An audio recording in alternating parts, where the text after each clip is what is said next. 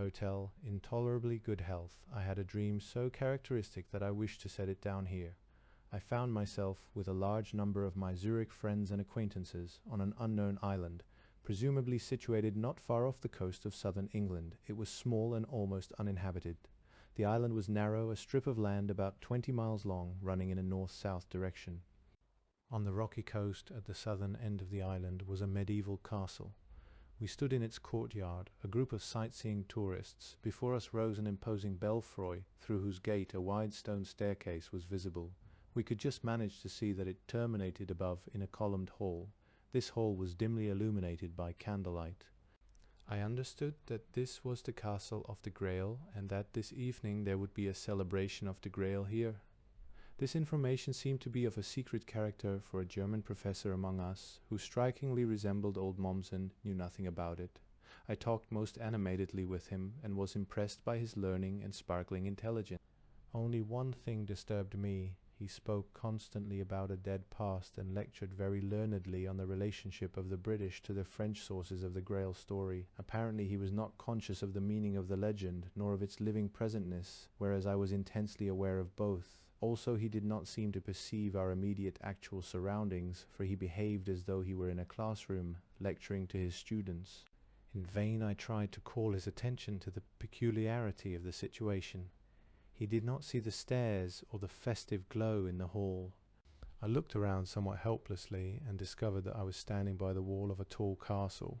The lower portion of the wall was covered by a kind of trellis, not made of the usual wood, but of black iron artfully formed into a grapevine complete with leaves, twining tendrils and grapes. At intervals of 6 feet on the horizontal branches were tiny houses, likewise of iron, like birdhouses. Suddenly I saw a movement in the foliage. At first it seemed to be that of a mouse, but then I saw distinctly a tiny iron-hooded gnome, a cucullatus, scurrying from one little house to the next. "Well," I exclaimed in astonishment to the professor, "now look at that, will you?" At that moment a hiatus occurred, and the dream changed. We, the same company as before, but without the professor, were outside the castle, in a treeless, rocky landscape. I knew that something had to happen, for the Grail was not yet in the castle, and still had to be celebrated that same evening. It was said to be in the northern part of the island, hidden in a small uninhabited house, the only house there. I knew that it was our task to bring the Grail to the castle. There were about 6 of us, who set out and tramped northward.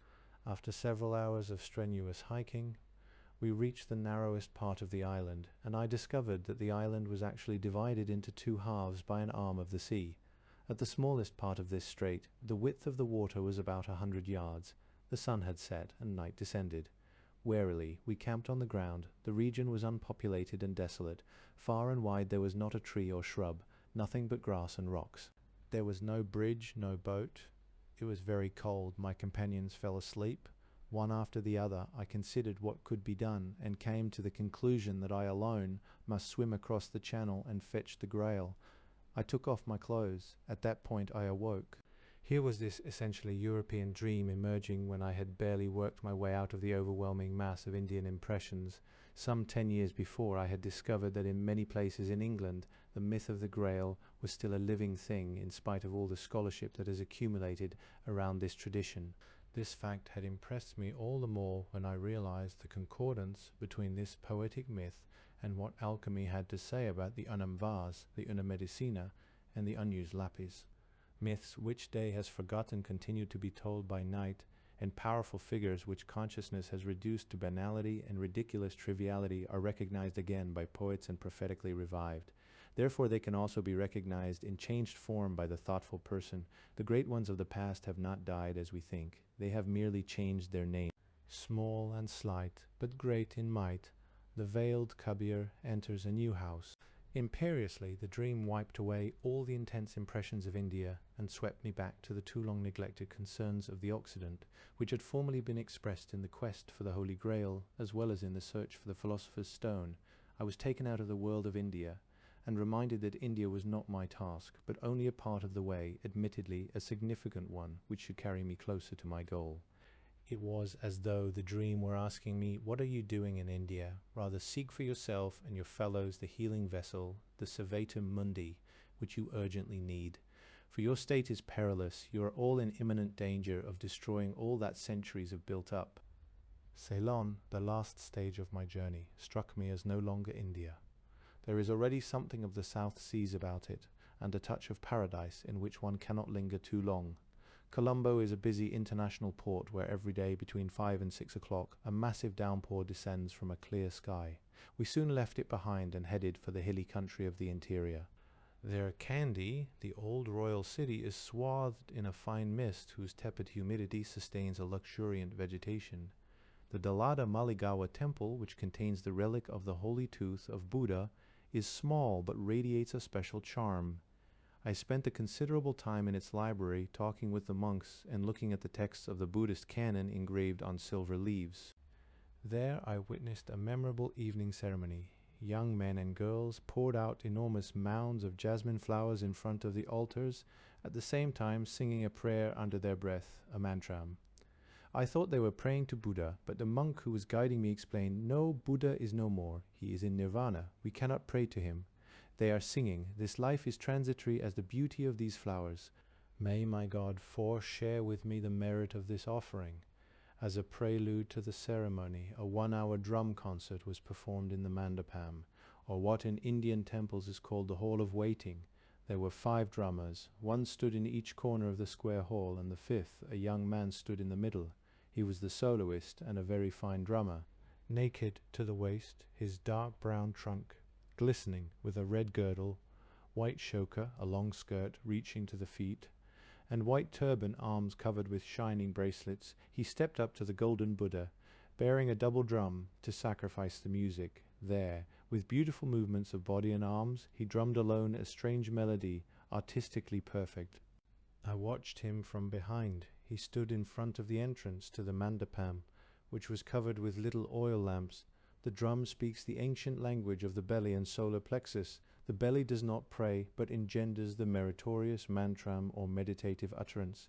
It is therefore not adoration of a non-existent Buddha, but one of the many acts of self-redemption performed by the awakened human being. Toward the beginning of spring, I set out on my homeward voyage with such a plethora of impressions that I did not have any desire to leave the ship to see Bombay. Instead, I buried myself in my Latin alchemical texts, but India did not pass me by without a trace.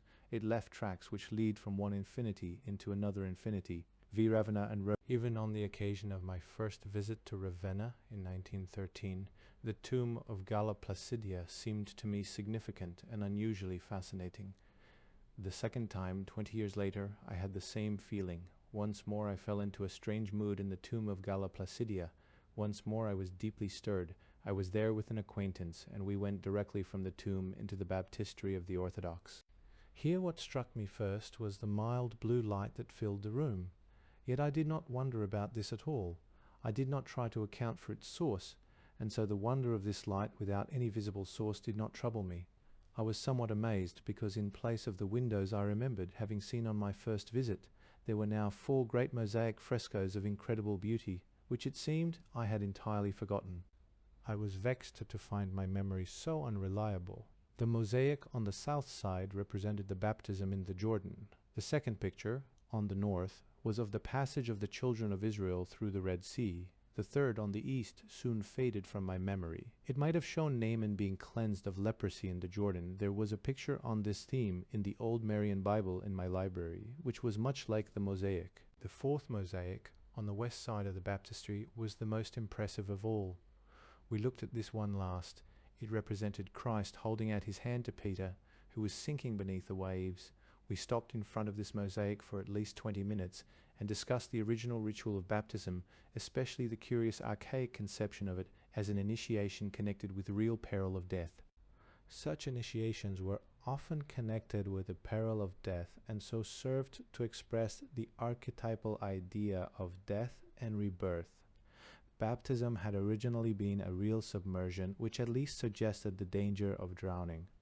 I retained the most distinct memory of the mosaic of Peter sinking, and to this day can see every detail before my eyes: the blue of the sea, individual chips of the mosaic, the inscribed scrolls proceeding from the mouths of Peter and Christ, which I attempted to decipher. After we left the baptistery, I went promptly to Alinari to buy photographs of the mosaics, but could not find any. Time was pressing. This was only a short visit, and so I postponed the purchase until later. I thought I might order the pictures from Zurich. When I was back home, I asked an acquaintance who was going to Ravenna to obtain the pictures for me. He could not locate them, for he discovered that the mosaics I had described did not exist. Meanwhile, I had already spoken at a seminar about the original conception of baptism, and on this occasion had also mentioned the mosaics that I had seen in the baptistery of the Orthodox, Point 5. The memory of those pictures is still vivid to me. The lady who had been there with me long refused to believe that what she had seen with her own eyes had not existed. As we know, it is very difficult to determine whether, and to what extent, two persons simultaneously see the same thing. In this case, however, I was able to ascertain that at least the main features of what we both saw had been the same. This experience in Ravenna is among the most curious events in my life. It can scarcely be explained. A certain light may possibly be cast on it by an incident in the story of Empress Galla Placidia, d. 450. During a stormy crossing from Byzantium to Ravenna in the worst of winter, she made a vow that if she came through safely, she would build a church and have the perils of the sea represented in it. She kept this vow by building the Basilica of San Giovanni in Ravenna and having it adorned with mosaics. In the early Middle Ages, San Giovanni, together with its mosaics, was destroyed by fire, but in the Ambrosiana in Milan is still to be found a sketch representing Galla Placidia in a boat. I had from the first visit been personally affected by the figure of Galla Placidia, and had often wondered how it must have been for this highly cultivated, fastidious woman to live at the side of a barbarian prince. Her tomb seemed to me a final legacy through which I might reach her personality. Her fate and her whole being were vivid presences to me. With her intense nature, she was a suitable embodiment for my anima. 6. The anima of a man has a strongly historical character. As a personification of the unconscious, she goes back into prehistory and embodies the contents of the past. She provides the individual with those elements that he ought to know about his prehistory. To the individual, the anima is all life that has been in the past and is still alive in him. In comparison to her, I have always felt myself to be a barbarian, who really has no history, like a creature just sprung out of nothingness, with neither a past nor a future. In the course of my confrontation with the anima, I had actually had a brush with those perils which I saw represented in the mosaics. I had come close to drowning. The same thing happened to me as to Peter, who cried for help and was rescued by Jesus. What had been the fate of Pharaoh's army could have been mine. Like Peter and like Naaman, I came away unscathed, and the integration of the unconscious contents made an essential contribution to the completion of my personality. What happens within oneself when one integrates previously unconscious contents with the consciousness is something which can scarcely be described in words. It can only be experienced. It is a subjective affair, quite beyond discussion. We have a particular feeling about ourselves, about the way we are, and that is a fact which it is neither possible nor meaningful to doubt. Similarly, we convey a particular feeling to others, and that too is a fact that cannot be doubted. So far as we know, there is no higher authority which could eliminate the probable discrepancies between all these impressions and opinions. Whether a change has taken place as the result of integration, and what the nature of that change is, remains a matter of subjective conviction. To be sure, it is not a fact which can be scientifically verified, and therefore finds no place in an official view of the world. Yet it nevertheless remains a fact which is in practice uncommonly important and fraught with consequences. Realistic psychotherapists, at any rate, and psychologists interested in therapy can scarcely afford to overlook facts of this sort.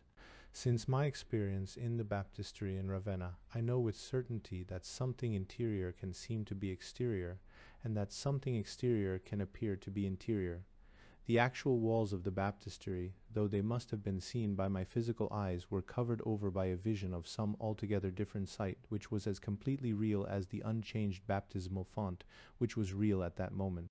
My case is by no means the only one of its kind, but when that sort of thing happens to oneself, one cannot help taking it more seriously than something heard or read about. In general, with anecdotes of that kind, one is quick to think of all sorts of explanations which dispose of the mystery. I have come to the conclusion that before we settle upon any theories in regard to the unconscious, we require many, many more experiences of it. I have travelled a great deal in my life, and I should very much have liked to go to Rome, but I felt that I was not really up to the impression the city would have made upon me. Pompeii alone was more than enough. The impressions very nearly exceeded my powers of receptivity. I was able to visit Pompeii only after I had acquired, through my studies of 1910 to 1912, some insight into the psychology of classical antiquity. In 1912 I was on a ship sailing from Genoa to Naples. As the vessel neared the latitude of Rome, I stood at the railing. Out there lay Rome, the still smoking and fiery hearth from which ancient cultures had spread, enclosed in the tangled rootwork of the Christian and Occidental Middle Ages. Their classical antiquity still lived in all its splendor and ruthlessness. I always wonder about people who go to Rome as they might go, for example, to Paris or to London. Certainly Rome, as well as these other cities, can be enjoyed aesthetically, but if you are affected to the depths of your being at every step by the spirit that broods there, if a remnant of a wall here and a column there gaze upon you with a face instantly recognized, then it becomes another matter entirely. Even in Pompeii, unforeseen vistas opened, unexpected things became conscious, and questions were posed which were beyond my powers to handle. In my old age in 1949, I wished to repair this omission, but was stricken with a faint while I was buying tickets. After that, the plans for a trip to Rome were once and for all laid aside. 1. El Mamur, literally prefect or governor. 2. On his return from India, Jung contributed 2 articles to the magazine Asia, New York, January and February, issues 1939. The Dreamlike World of India and What India Can Teach Us. They are included in Civilization in Transition, CW 10. AJ 3. On the Problem of the Imitatio, CF, Psychology and Alchemy, Part I, CW 12. 4. God equals Diva equals Guardian Angel, 5. Tantra Yoga Seminar, 1932. 6. Jung himself explained the vision as a momentary new creation by the unconscious arising out of his thoughts about archetypal initiation. The immediate cause of the concretization lay, in his opinion, in a projection of his anima upon Gala Placidia, AJX visions. At the beginning of 1944, I broke my foot, and this misadventure was followed by a heart attack. In a state of unconsciousness, I experienced deliriums and visions which must have begun when I hung on the edge of death and was being given oxygen and camphor injections. The images were so tremendous that I myself concluded that I was close to. My nurse afterward told me, it was as if you were surrounded by a bright glow. That was a phenomenon she had sometimes observed in the dying, she added. I had reached the outermost limit, and do not know whether I was in a dream or an ecstasy. At any rate, extremely strange things began to happen to me. It seemed to me that I was high up in space. Far below I saw the globe of the earth, bathed in a gloriously blue light. I saw the deep blue sea and the continents. Far below my feet lay Ceylon, and in the distance ahead of me the subcontinent of India. My field of vision did not include the whole earth, but its global shape was plainly distinguishable, and its outlines shone with a silvery gleam through that wonderful blue light. In many places the globe seemed colored, or spotted dark green like oxidized silver. Far away to the left lay a broad expanse, the reddish-yellow desert of Arabia. It was as though the silver of the earth had there assumed a reddish-gold hue. Then came the Red Sea, and far, far back, as if in the upper left of a map, I could just make out a bit of the Mediterranean. My gaze was directed chiefly toward that. Everything else appeared indistinct. I could also see the snow-covered Himalayas, but in that direction it was foggy or cloudy. I did not look to the right at all. I knew that I was on the point of departing from the earth. Later I discovered how high in space one would have to be to have so extensive a view, approximately 1,000 miles. The sight of the earth from this height was the most glorious thing I had ever seen.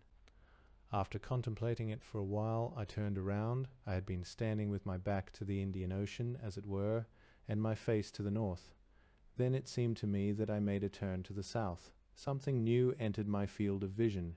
A short distance away I saw in space a tremendous dark block of stone, like a meteorite. It was about the size of my house, or even bigger. It was floating in space, and I myself was floating in space. I had seen similar stones on the coast of the Gulf of Bengal. They were blocks of tawny granite, and some of them had been hollowed out into temples. My stone was one such gigantic dark block. An entrance led into a small antechamber. To the right of the entrance, a black Hindu sat silently in lotus posture upon a stone bench. He wore a white gown, and I knew that he expected me. 2 steps led up to this antechamber, and inside on the left was the gate to the temple. Innumerable tiny niches, each with a saucer-like concavity filled with coconut oil and small burning wicks, surrounded the door with a wreath of bright flames. I had once actually seen this when I visited the Temple of the Holy Tooth at Kandy in Ceylon. The gate had been framed by several rows of burning oil lamps of this sort. As I approached the steps leading up to the entrance into the rock, a strange thing happened. I had the feeling that everything was being sloughed away, everything I aimed at or wished for or thought. The whole phantasmagoria of earthly existence fell away or was stripped from me, an extremely painful process. Nevertheless, something remained. It was as if I now carried along with me everything I had ever experienced or done, everything that had happened around me. I might also say it was with me, and I was it. I consisted of all that, so to speak. I consisted of my own history, and I felt with great certainty, this is what I am. I am this bundle of what has been and what has been.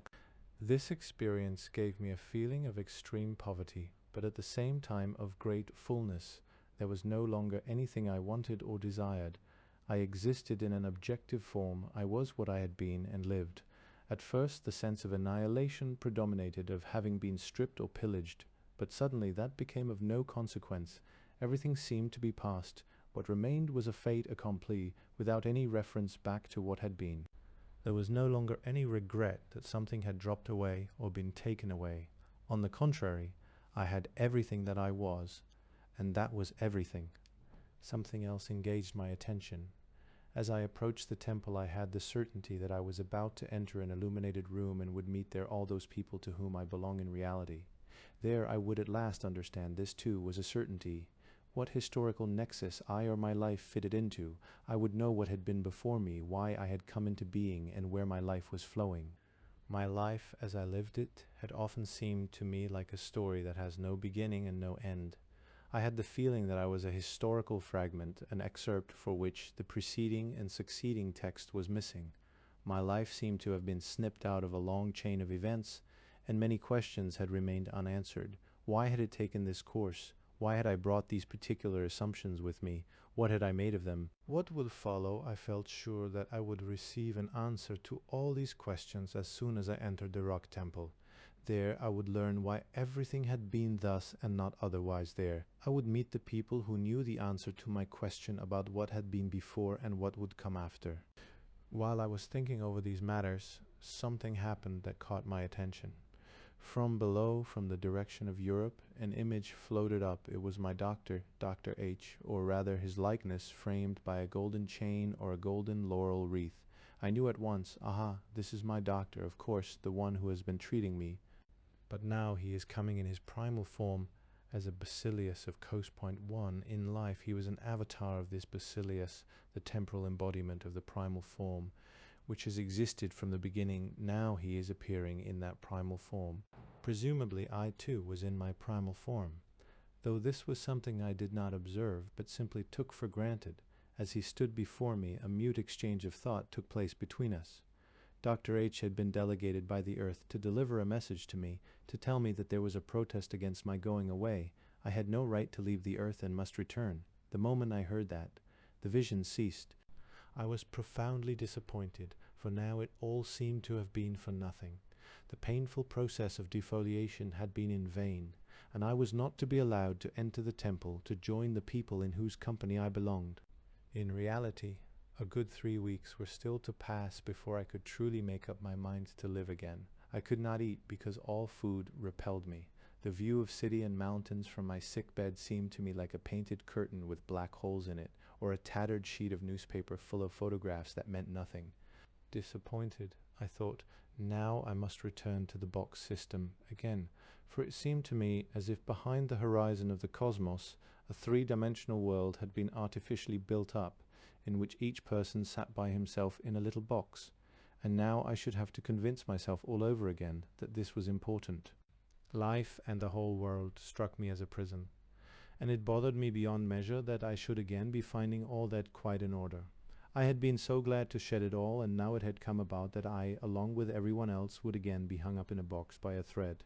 While I floated in space, I had been weightless, and there had been nothing tugging at me, and now all that was to be a thing of the past. I felt violent resistance to my doctor because he had brought me back to life. At the same time I was worried about him. His life is in danger. For heaven's sake, he has appeared to me in his primal form. When anybody attains this form, it means he is going to die, for already he belongs to the greater company. Suddenly the terrifying thought came to me that Dr. H would have to die in my stead. I tried my best to talk to him about it, but he did not understand me. Then I became angry with him. Why does he always pretend he doesn't know he is a Basilius of Cos, and that he has already assumed his primal form? He wants to make me believe that he doesn't know. That irritated me. My wife reproved me for being so unfriendly to him. She was right, but at the time I was angry with him for stubbornly refusing to speak of all that had passed between us in my vision. Damn it all, he ought to watch his step. He has no right to be so reckless. I want to tell him to take care of himself. I was firmly convinced that his life was in jeopardy. In actual fact, I was his last patient on April 4, 1944. I still remember the exact date. I was allowed to sit up on the edge of my bed for the first time since the beginning of my illness, and on this same day Dr. H took to his bed and did not leave it again. I heard that he was having intermittent attacks of fever. Soon afterward he died of septicemia. He was a good doctor. There was something of the genius about him. Otherwise he would not have appeared to me as a prince of Kos. During those weeks I lived in a strange rhythm. By day I was usually depressed. I felt weak and wretched and scarcely dared to stir. Gloomily I thought, now I must go back to this drab world. Toward evening I would fall asleep, and my sleep would last until about midnight. Then I would come to myself and lie awake for about an hour, but in an utterly transformed state. It was as if I were in an ecstasy. I felt as though I were floating in space, as though I were safe in the womb of the universe, in a tremendous void, but filled with the highest possible feeling of happiness. This is eternal bliss, I thought. This cannot be described. It is far too wonderful. Everything around me seemed enchanted. At this hour of the night the nurse brought me some food she had warmed, for only then was I able to take any, and I ate with appetite. For a time it seemed to me that she was an old Jewish woman, much older than she actually was, and that she was preparing ritual kosher dishes for me. When I looked at her, she seemed to have a blue halo around her head. I myself was. So it seemed in the Pardes Rimonium, the garden of pomegranates too, and the wedding of Tifereth with Malchuth was taking place, or else I was Rabbi Simon ben Jokai, whose wedding in the afterlife was being celebrated. It was the mystic marriage, as it appears in the Kabbalistic tradition. I cannot tell you how wonderful it was. I could only think continually, now this is the garden of pomegranates.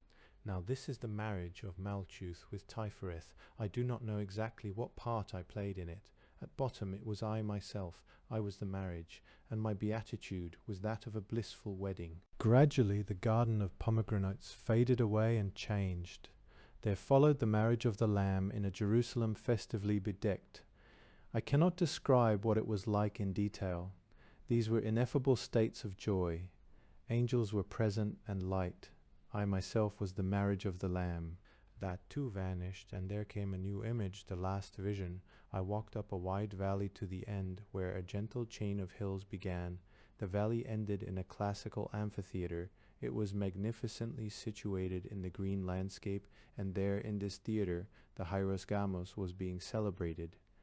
Men and women dancers came on stage, and upon a flower-decked couch All-Father Zeus and Hera consummated the mystic marriage, as it is described in the Iliad. All these experiences were glorious. Night after night I floated in a state of purest bliss, thrones round with images of all creation. Gradually the motifs mingled and paled. Usually the visions lasted for about an hour, then I would fall asleep again. By the time morning drew near, I would feel, now grey morning is coming again, now comes the grey world with its boxes. What idiocy, what hideous nonsense. Those inner states were so fantastically beautiful that by comparison this world appeared downright ridiculous. As I approached closer to life again, they grew fainter, and scarcely 3 weeks after the first vision they ceased altogether. It is impossible to convey the beauty and intensity of emotion during those visions. They were the most tremendous things I have ever experienced. And what a contrast the day was. I was tormented and on edge. Everything irritated me. Everything was too material, too crude and clumsy, terribly limited both spatially and spiritually. It was all an imprisonment for reasons impossible to divine. And yet it had a kind of hypnotic power, a cogency, as if it were reality itself, for all that I had clearly perceived its emptiness. Although my belief in the world returned to me, I have never since entirely freed myself of the impression that this life is a segment of existence which is enacted in a three-dimensional box-like universe especially set up for it. There is something else I quite distinctly remember at the beginning. When I was having the vision of the garden of pomegranates, I asked the nurse to forgive me if she were harmed. There was such sanctity in the room, I said, that it might be harmful to her. Of course she did not understand me. For me, the presence of sanctity had a magical atmosphere. I feared it might be unendurable to others. I understood then why one speaks of the odor of sanctity, of the sweet smell of the Holy Ghost. This was it. There was a pneuma of inexpressible sanctity in the room, whose manifestation was the mysterium conjunctionis. I would never have imagined that any such experience was possible. It was not a product of imagination. The visions and experiences were utterly real. There was nothing subjective about them. They all had a quality of absolute objectivity. We shy away from the word eternal, but I can describe the experience only as the ecstasy of a non-temporal state, in which present, past, and future are one. Everything that happens in time had been brought together into a concrete whole. Nothing was distributed over time. Nothing could be measured by temporal concepts. The experience might best be defined as a state of feeling, but one which cannot be produced by imagination. How can I imagine that I exist simultaneously the day before yesterday, today, and the day after tomorrow? There would be things which would not yet have begun, other things which would be indubitably present, and others again which would already be finished, and yet all this would be one. The only thing that feeling could grasp would be a sum, an iridescent whole, containing all at once expectation of a beginning, surprise at what is now happening, and satisfaction or disappointment with the result of what has happened. One is interwoven into an indescribable whole, and yet observes it with complete objectivity. I experienced this objectivity once again later on. That was after the death of my wife. I saw her in a dream which was like a vision. She stood at some distance from me, looking at me squarely. She was in her prime, perhaps about 30, and wearing the dress which had been made for her many years before by my cousin the medium. It was perhaps the most beautiful thing she had ever worn. Her expression was neither joyful nor sad, but rather objectively wise and understanding, without the slightest emotional reaction, as though she were beyond the mist of effects. I knew that it was not she, but a portrait she had made or commissioned for me. It contained the beginning of our relationship, the events of 53 years of marriage, and the end of her life also. Face to face with such wholeness one remains speechless, for it can scarcely be comprehended. The objectivity which I experienced in this dream and in the visions is part of a completed individuation. It signifies detachment from valuations and from what we call emotional ties. In general, emotional ties are very important to human beings, but they still contain projections, and it is essential to withdraw these projections in order to attain to oneself and to objectivity. Emotional relationships are relationships of desire, tainted by coercion and constraint. Something is expected from the other person, and that makes him and ourselves unfree. Objective cognition lies hidden behind the attraction of the emotional relationship. It seems to be the central secret. Only through objective cognition is the real conjunctio possible.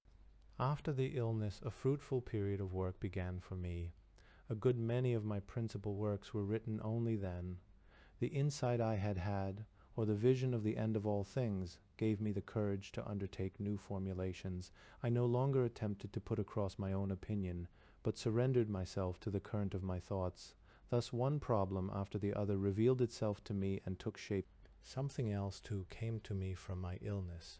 I might formulate it as an affirmation of things as they are, an unconditional yes to that which is, without subjective protests, acceptance of the conditions of existence as I see them and understand them, acceptance of my own nature as I happen to be. At the beginning of the illness, I had the feeling that there was something wrong with my attitude, and that I was to some extent responsible for the mishap. But when one follows the path of individuation, when one lives one's own life, one must take mistakes into the bargain. Life would not be complete without them. There is no guarantee, not for a single moment, that we will not fall into error or stumble into deadly peril. We may think there is a sure road, but that would be the road of death. Then nothing happens any longer at any rate, not the right things. Anyone who takes the sure road is as good as dead. It was only after the illness that I understood how important it is to affirm one's own destiny. In this way, we forge an ego that does not break down when incomprehensible things happen, an ego that endures the truth, and that is capable of coping with the world and with fate. Then to experience defeat is also to experience victory. Nothing is disturbed, neither inwardly nor outwardly, for one's own continuity has withstood the current of life and of time, but that can come to pass only when one does not meddle inquisitively with the workings of fate. I have also realized that one must accept the thoughts that go on within oneself of their own accord as part of one's reality. The categories of true and false are, of course, always present, but because they are not binding, they take second place. The presence of thoughts is more important than our subjective judgment of them, but neither must these judgments be suppressed, for they also are existent thoughts which are part of our wholeness. One Basileus king, Kos, was famous in antiquity as the site of the temple of Asclepios and was the birthplace of Hippocrates, A.J. 2 Pardes Rimonim is the title of an old Kabbalistic tract by Moses Cordovero, 16th century. In Kabbalistic doctrine, Malchuth and Tefereth are two of the 10 spheres of divine manifestation in which God emerges from his hidden state. They represent the female and male principles within the Godhead. 3. Faust, Part 2, Eichs on life after death. What I have to tell about the hereafter and about life after death consists entirely of memories, of images in which I have lived, and of thoughts which have buffeted me. These memories in a way also underlie my works, for the latter are fundamentally nothing but attempts, ever renewed, to give an answer to the question of the interplay between the here and the hereafter. Yet I have never written expressly about a life after death, for then I would have had to document my ideas, and I have no way of doing that. Be that as it may, I would like to state my ideas now. Even now I can do no more than tell stories, mythologize. Perhaps one has to be close to death to acquire the necessary freedom to talk about it. It is not that I wish we had a life after death. In fact, I would prefer not to foster such ideas. Still, I must state, to give reality its due, that without my wishing and without my doing anything about it, thoughts of this nature move about within me. I can't say whether these thoughts are true or false, but I do know they are there and can be given utterance, if I do not repress them out of some prejudice. Prejudice cripples and injures the full phenomenon of psychic life, and I know too little about psychic life to feel that I can set it right out of superior knowledge. Critical rationalism has apparently eliminated, along with so many other mythic conceptions, the idea of life after death. This could only have happened because nowadays most people identify themselves almost exclusively with their consciousness, and imagine that they are only what they know about themselves. Yet anyone with even a smattering of psychology can see how limited this knowledge is. Rationalism and doctrinarism are the disease of our time. They pretend to have all the answers. But a great deal will yet be discovered which our present limited view would have ruled out as impossible. Our concepts of space and time have only approximate validity, and there is therefore a wide field for minor and major deviations. In view of all this, I lend an attentive ear to the strange myths of the psyche, and take a careful look at the varied events that come my way, regardless of whether or not they fit in with my theoretical postulates. Unfortunately, the mythic side of man is given short shrift nowadays. He can no longer create fables. As a result, a great deal escapes him, for it is important and salutary to speak also of incomprehensible things. Such talk is like the telling of a good ghost story as we sit by the fireside and smoke a pipe. What the myths or stories about a life after death really mean, or what kind of reality lies behind them, we certainly do not know. We cannot tell whether they possess any validity beyond their indubitable value as anthropomorphic projections. Rather, we must hold clearly in mind that there is no possible way for us to attain certainty concerning things which pass our understanding. We cannot visualize another world ruled by quite other laws The reason being that we live in a specific world which has helped to shape our minds and establish our basic psychic conditions. We are strictly limited by our innate structure and therefore bound by our whole being and thinking to this world of ours. Mythic man, to be sure, demands a going beyond all that, but scientific man cannot permit this. To the intellect, all my mythologizing is futile speculation. To the emotions, however, it is a healing and valid activity. It gives existence a glamour which we would not like to do without, nor is there any good reason why we should. Parapsychology holds it to be a scientifically valid proof of an afterlife, that the dead manifest themselves either as ghosts or through a medium and communicate things which they alone could possibly know. But even though there do exist such well-documented cases, the question remains whether the ghost or the voice is identical with the dead person or is a psychic projection, and whether the things said really derive from the deceased or from knowledge which may be present in the unconscious one. Leaving aside the rational arguments against any certainty in these matters, we must not forget that for most people it means a great deal to assume that their lives will have an indefinite continuity beyond their present existence. They live more sensibly, feel better, and are more at peace. One has centuries, one has an inconceivable period of time at one's disposal. What then is the point of this senseless mad rush? Naturally, such reasoning does not apply to everyone. There are people who feel no craving for immortality and who shudder at the thought of sitting on a cloud and playing the harp for 10,000 years. There are also quite a few who have been so buffeted by life, or who feel such disgust for their own existence that they far prefer absolute cessation to continuance. But in the majority of cases, the question of immortality is so urgent, so immediate, and also so ineradicable that we must make an effort to form some sort of view about it. But how? My hypothesis is that we can do so with the aid of hints sent to us from the unconscious, in dreams, for example. Usually we dismiss these hints because we are convinced that the question is not susceptible to answer. In response to this understandable skepticism, I suggest the following considerations. If there is something we cannot know, we must necessarily abandon it as an intellectual problem. For example, I do not know for what reason the universe has come into being, and shall never know. Therefore, I must drop this question as a scientific or intellectual problem. But if an idea about it is offered to me in dreams or in mythic traditions, I ought to take note of it. I even ought to build up a conception on the basis of such hints, even though it will forever remain a hypothesis which I know cannot be proved.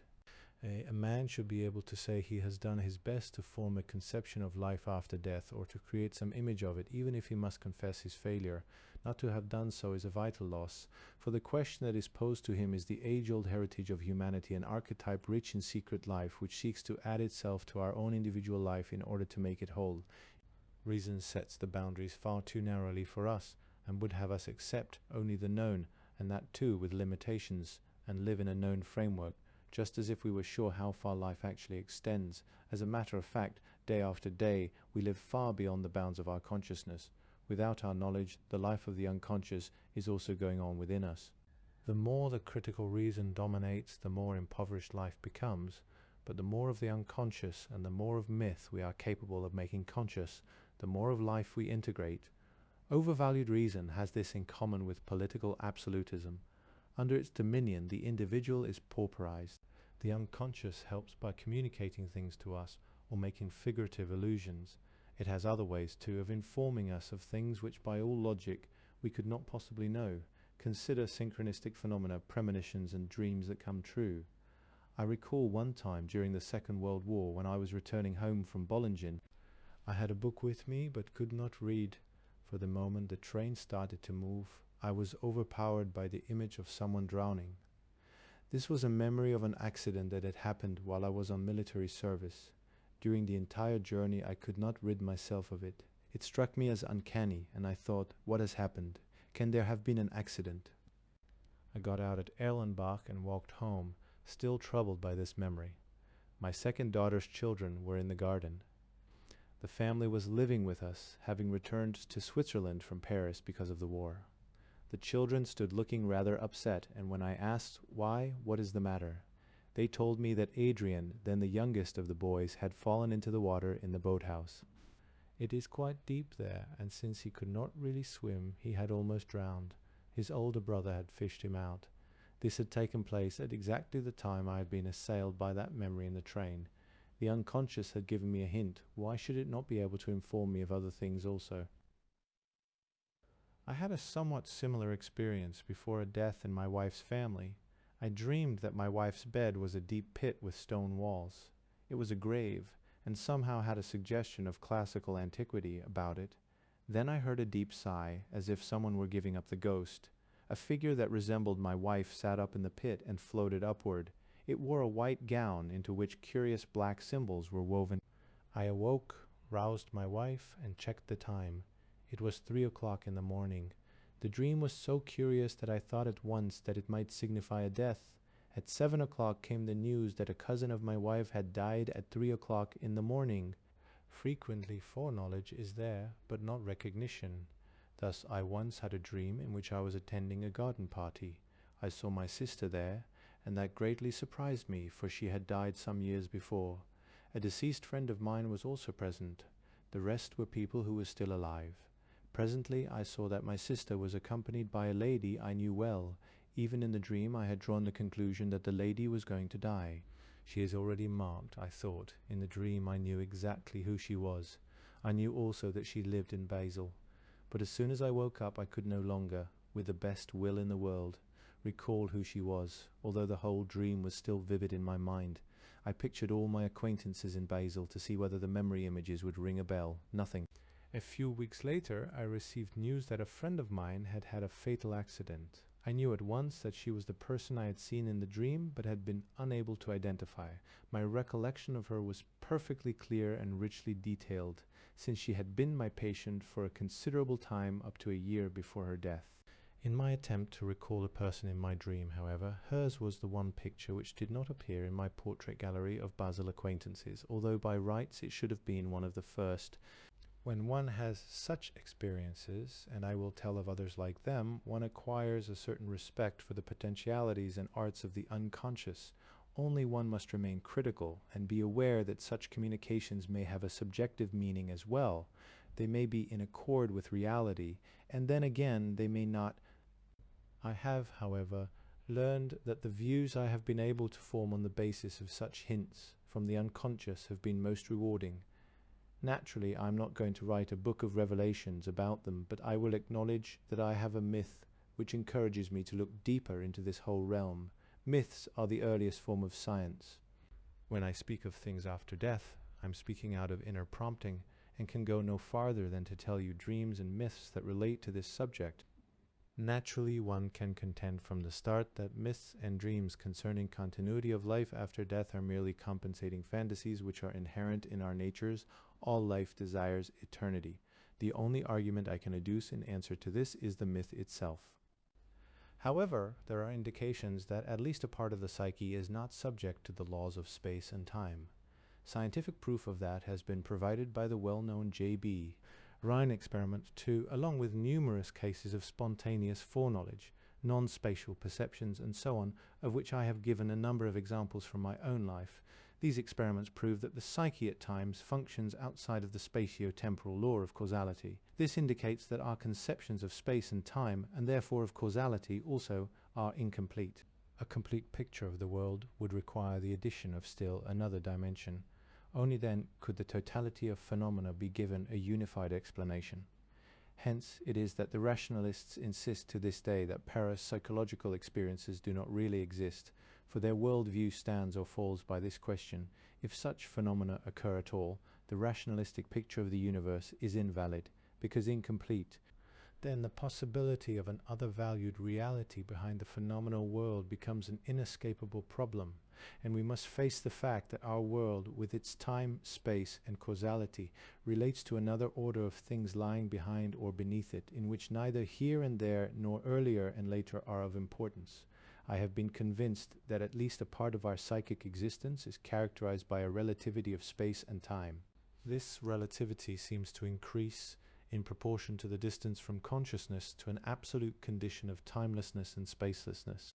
Not only my own dreams, but also occasionally the dreams of others help to shape, revise, or confirm my views on a life after death. I attach particular importance to a dream which a pupil of mine, a woman of 60, dreamed about 2 months before her death. She had entered the hereafter, there was a class going on, and various deceased women friends of hers sat on the front bench. An atmosphere of general expectation prevailed. She looked around for a teacher or lecturer, but could find none. Then it became plain that she herself was the lecturer, for immediately after death, people had to give accounts of the total experience of their lives. The dead were extremely interested in the life experiences that the newly deceased brought with them, just as if the acts and experiences taking place in earthly life in space and time were the decisive ones. In any case, the dream describes a most unusual audience whose like could scarcely be found on earth. People burningly interested in the final psychological results of a human life that was in no way remarkable, any more than were the conclusions that could be drawn from it to our way of thinking. If, however, the audience existed in a state of relative non-time, where termination, event, and development had become questionable concepts, they might very well be most interested precisely in what was lacking in their own condition. At the time of this dream, the lady was afraid of death and did her best to fend off any thoughts about it, yet death is an important interest, especially to an aging person. A categorical question is being put to him, and he is under an obligation to answer it. To this end he ought to have a myth about death, for reason shows him nothing but the dark pit into which he is descending. Myth, however, can conjure up other images for him, helpful and enriching pictures of life in the land of the dead. If he believes in them, or greets them with some measure of credence, he is being just as right or just as wrong as someone who does not believe in them. But while the man who despairs marches toward nothingness, the one who has placed his faith in the archetype follows the tracks of life and lives right into his death.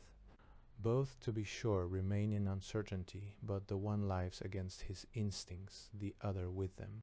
The figures from the unconscious are uninformed too, and need man or contact with consciousness in order to attain to knowledge.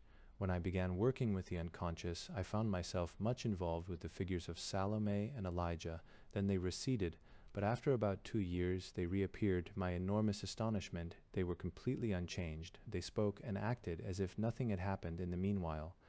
In actuality, the most incredible things had taken place in my life. I had, as it were, to begin from the beginning again, to tell them all about what had been going on, and explain things to them. At the time I had been greatly surprised by this situation. Only later did I understand what had happened. In the interval the two had sunk back into the unconscious, and into themselves, I might equally well put it, into timelessness. They remained out of contact with the ego and the ego's changing circumstances, and therefore were ignorant of what had happened in the world of consciousness. Quite early I had learned that it was necessary for me to instruct the figures of the unconscious, or that other group which is often indistinguishable from them, the spirits of the departed. The first time I experienced this was on a bicycle trip through Upper Italy, which I took with a friend in 1911. On the way home we cycled from Pavia to Arona on the lower part of Lake Maggiore and spent the night there. We had intended to pedal on along the lake and then through the Tessin as far as Fado, where we were going to take the train to Zurich. But in Arona I had a dream which upset our plans. In the dream I was in an assemblage of distinguished spirits of earlier centuries. The feeling was similar to the one I had later toward the illustrious ancestors in the Black Rock Temple of my 1944 vision. The conversation was conducted in Latin. A gentleman with a long curly wig addressed me and asked a difficult question, the gist of which I could no longer recall after I woke up. I understood him, but did not have a sufficient command of the language to answer him in Latin. I felt so profoundly humiliated by this that the emotion awakened me. At the very moment of awakening, I thought of the book I was then working on, Wandlungen und Symbole der Libido, and had such intense inferiority feelings about the unanswered question that I immediately took the train home in order to get back to work. It would have been impossible for me to continue the bicycle trip and lose another 3 days. I had to work to find the answer. Not until years later did I understand the dream and my reaction. The bewigged gentleman was a kind of ancestral spirit, or spirit of the dead, who had addressed questions to me in vain. It was still too soon. I had not yet come so far. but I had an obscure feeling that by working on my book I would be answering the question that had been asked. It had been asked by, as it were, my spiritual forefathers in the hope and expectation that they would learn what they had not been able to find out during their time on earth, since the answer had first to be created in the centuries that followed. If question and answer had already been in existence in eternity, had always been there, no effort on my part would have been necessary, and it could all have been discovered in any other century. There does seem to be unlimited knowledge present in nature. It is true, but it can be comprehended by consciousness only when the time is ripe for it. The process, presumably, is like what happens in the individual psyche. A man may go about for many years with an inkling of something, but grasps it clearly only at a particular moment. Later, when I wrote the Septem Ceremonies ad mortuus once again, it was the dead who addressed crucial questions to me. They came, so they said, back from Jerusalem, where they found not what they sought. This had surprised me greatly at the time, for according to the traditional views, the dead are the possessors of great knowledge. People have the idea that the dead know far more than we, for Christian doctrine teaches that in the hereafter we shall see face to face. Apparently, however, the souls of the dead know only what they knew at the moment of death and nothing beyond that. Hence, their endeavor to penetrate into life in order to share in the knowledge of men. I frequently have a feeling that they are standing directly behind us, waiting to hear what answer we will give to them and what answer to destiny. It seems to me as if they were dependent on the living for receiving answers to their questions, that is, on those who have survived them and exist in a world of change, as if omniscience, or as I might put it, omniconsciousness, were not at their disposal, but could flow only into the psyche of the living, into a soul bound to a body. The mind of the living appears, therefore, to hold an advantage over that of the dead in at least one point, in the capacity for attaining clear and decisive cognitions. As I see it, the three-dimensional world in time and space is like a system of coordinates. What is here separated into ordinates and abscissae may appear there in space-timelessness as a primordial image with many aspects, perhaps as a diffuse cloud of cognition surrounding an archetype. Yet a system of coordinates is necessary if any distinction of discrete contents is to be possible. Any such operation seems to us unthinkable in a state of diffuse omniscience, or, as the case may be, of subjectless consciousness, with no spatio-temporal demarcations. Cognition, like generation, presupposes an opposition, a here and there, an above and below, a before and after. If there were to be a conscious existence after death, it would, so it seems to me, have to continue on the level of consciousness attained by humanity, which in any age has an upper though variable limit.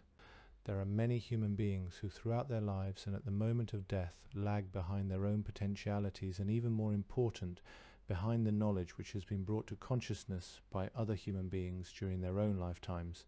Hence their demand to attain in death that share of awareness which they failed to win in life. I have come to this conclusion through observation of dreams about the dead.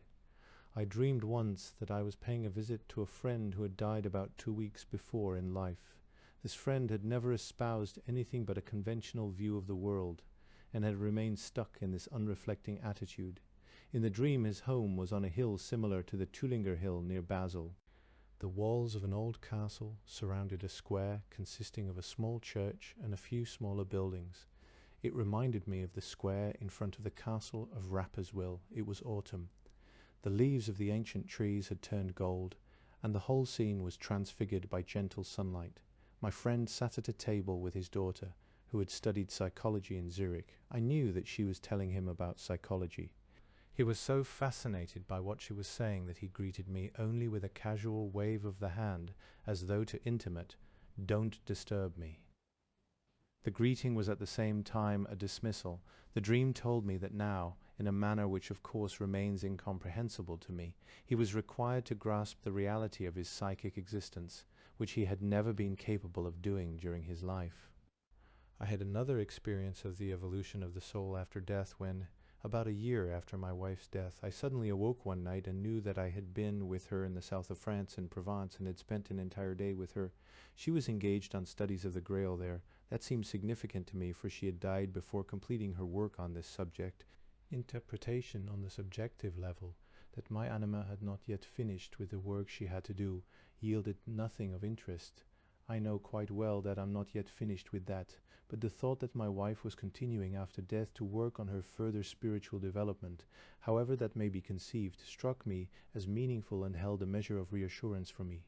Ideas of this sort are, of course, inaccurate and give a wrong picture, like a body projected on a plane, or conversely, like the construction of a four-dimensional model out of a three-dimensional body.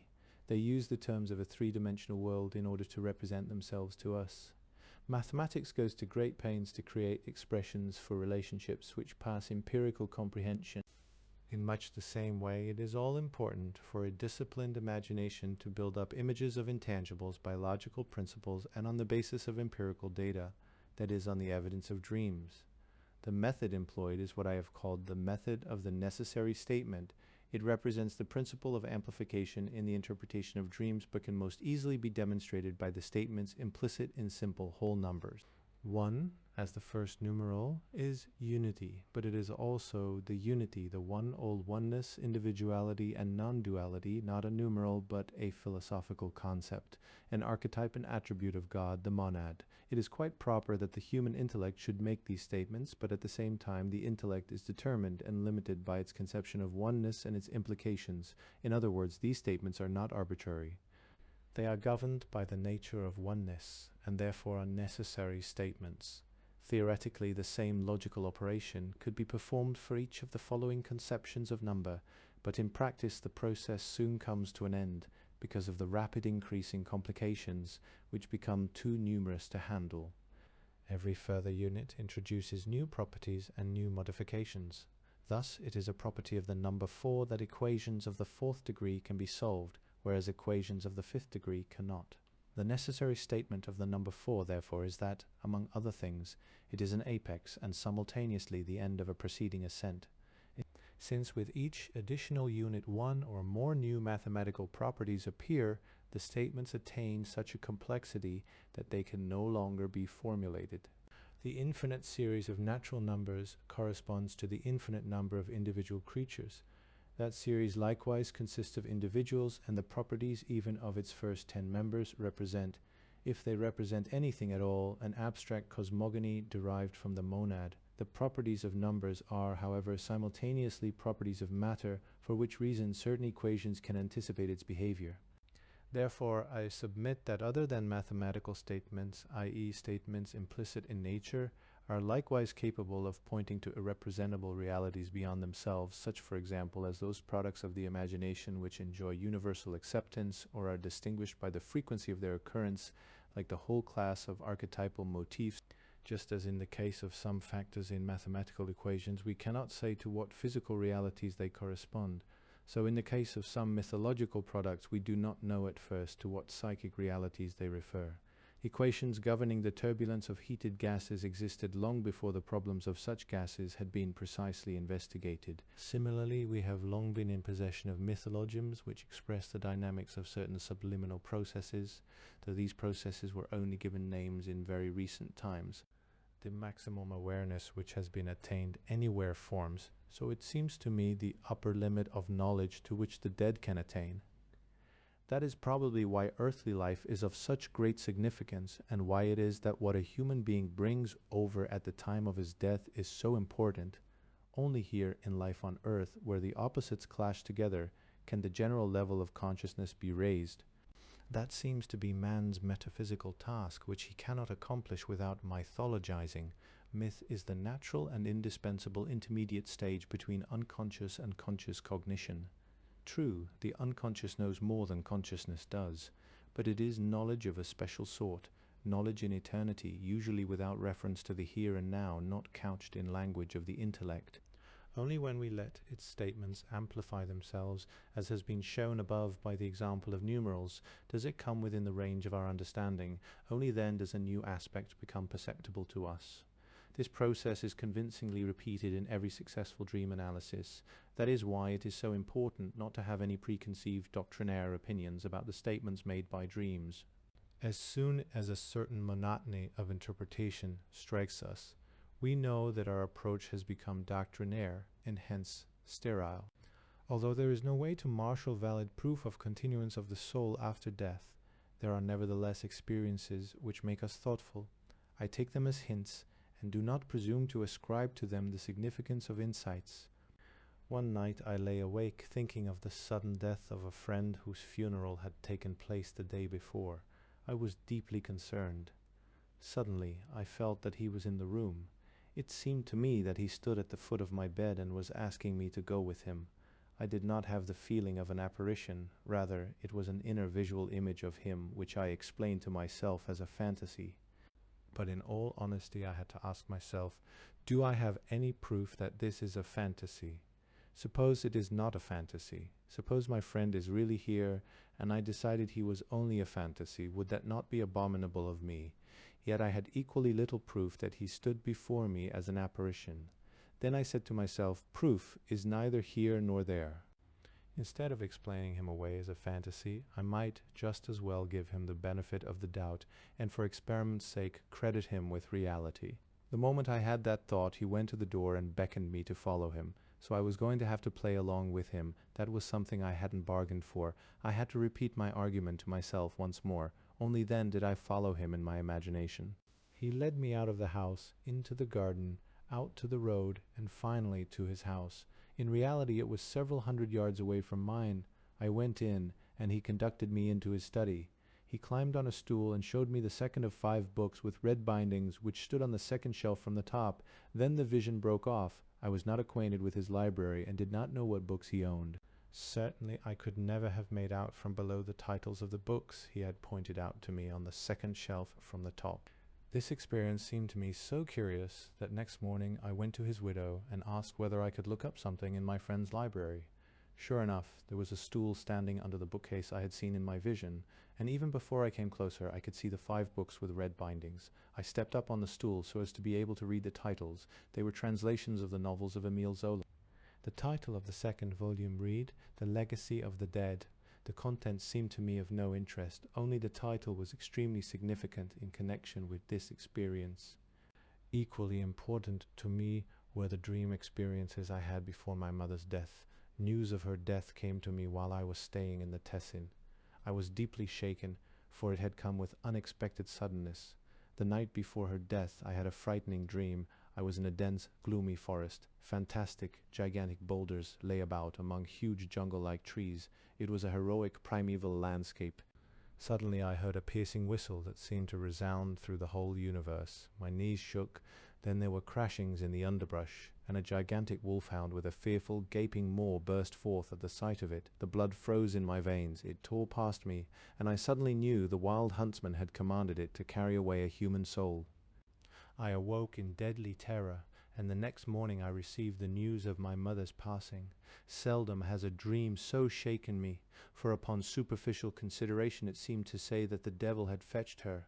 But to be accurate, the dream said that it was the wild huntsman, the Grunhul or wearer of the green hat, who hunted with his wolves that night. It was the season of phone storms in January.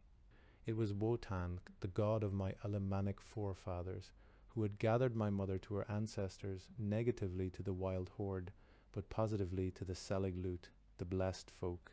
It was the Christian missionaries who made Wotan into a devil.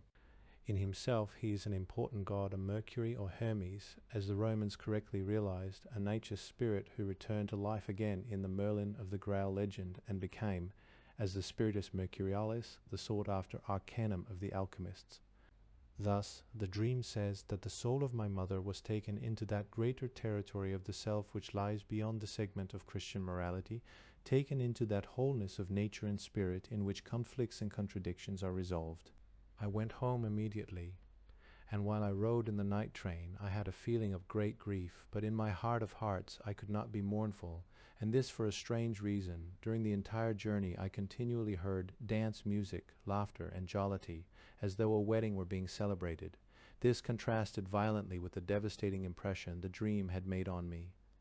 Here was gay dance music, cheerful laughter, and it was impossible to yield entirely to my sorrow. Again and again it was on the point of overwhelming me, but the next moment I would find myself once more engulfed by the merry melodies. One side of me had a feeling of warmth and joy, and the other of terror and grief. I was thrown back and forth between these contrasting emotions.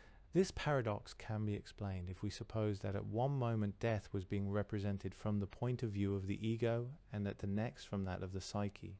In the first case it appeared as a catastrophe. That is how it so often strikes us, as if wicked and pitiless powers had put an end to a human life. And so it is. Death is indeed a fearful piece of brutality. There is no sense pretending otherwise. It is brutal not only as a physical event, but far more so psychically. A human being is torn away from us, and what remains is the icy stillness of death. There no longer exists any hope of a relationship, for all the bridges have been smashed at one blow. Those who deserve a long life are cut off in the prime of their years, and good-for-nothings live to a ripe old age. This is a cruel reality which we have no right to sidestep. The actual experience of the cruelty and wantonness of death can so embitter us that we conclude there is no merciful God, no justice, and no kindness.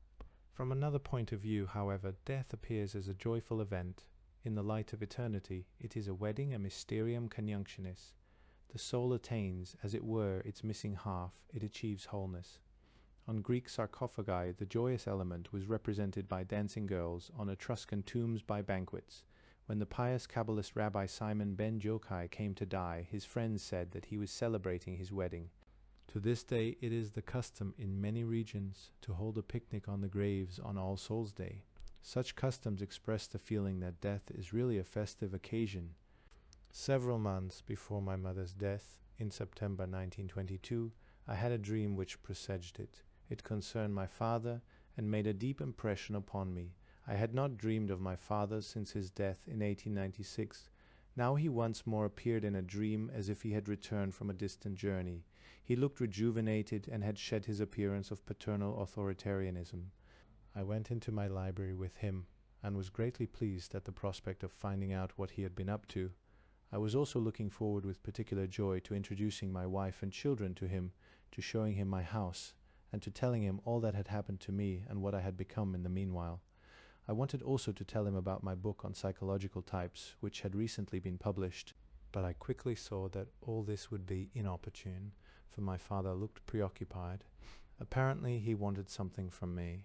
I felt that plainly, and so I refrained from talking about my own concerns. He then said to me that since I was after all a psychologist, he would like to consult me about marital psychology.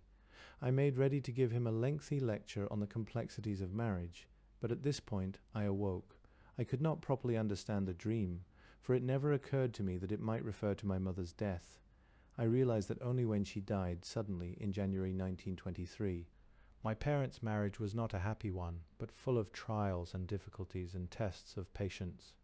Both made the mistakes typical of many couples. My dream was a forecast of my mother's death, for here was my father who, after an absence of 26 years, wished to ask a psychologist about the newest insights and information on marital problems, since he would soon have to resume this relationship again. Evidently he had acquired no better understanding in his timeless state, and therefore had to appeal to someone among the living who, enjoying the benefits of changed times, might have a fresh approach to the whole thing.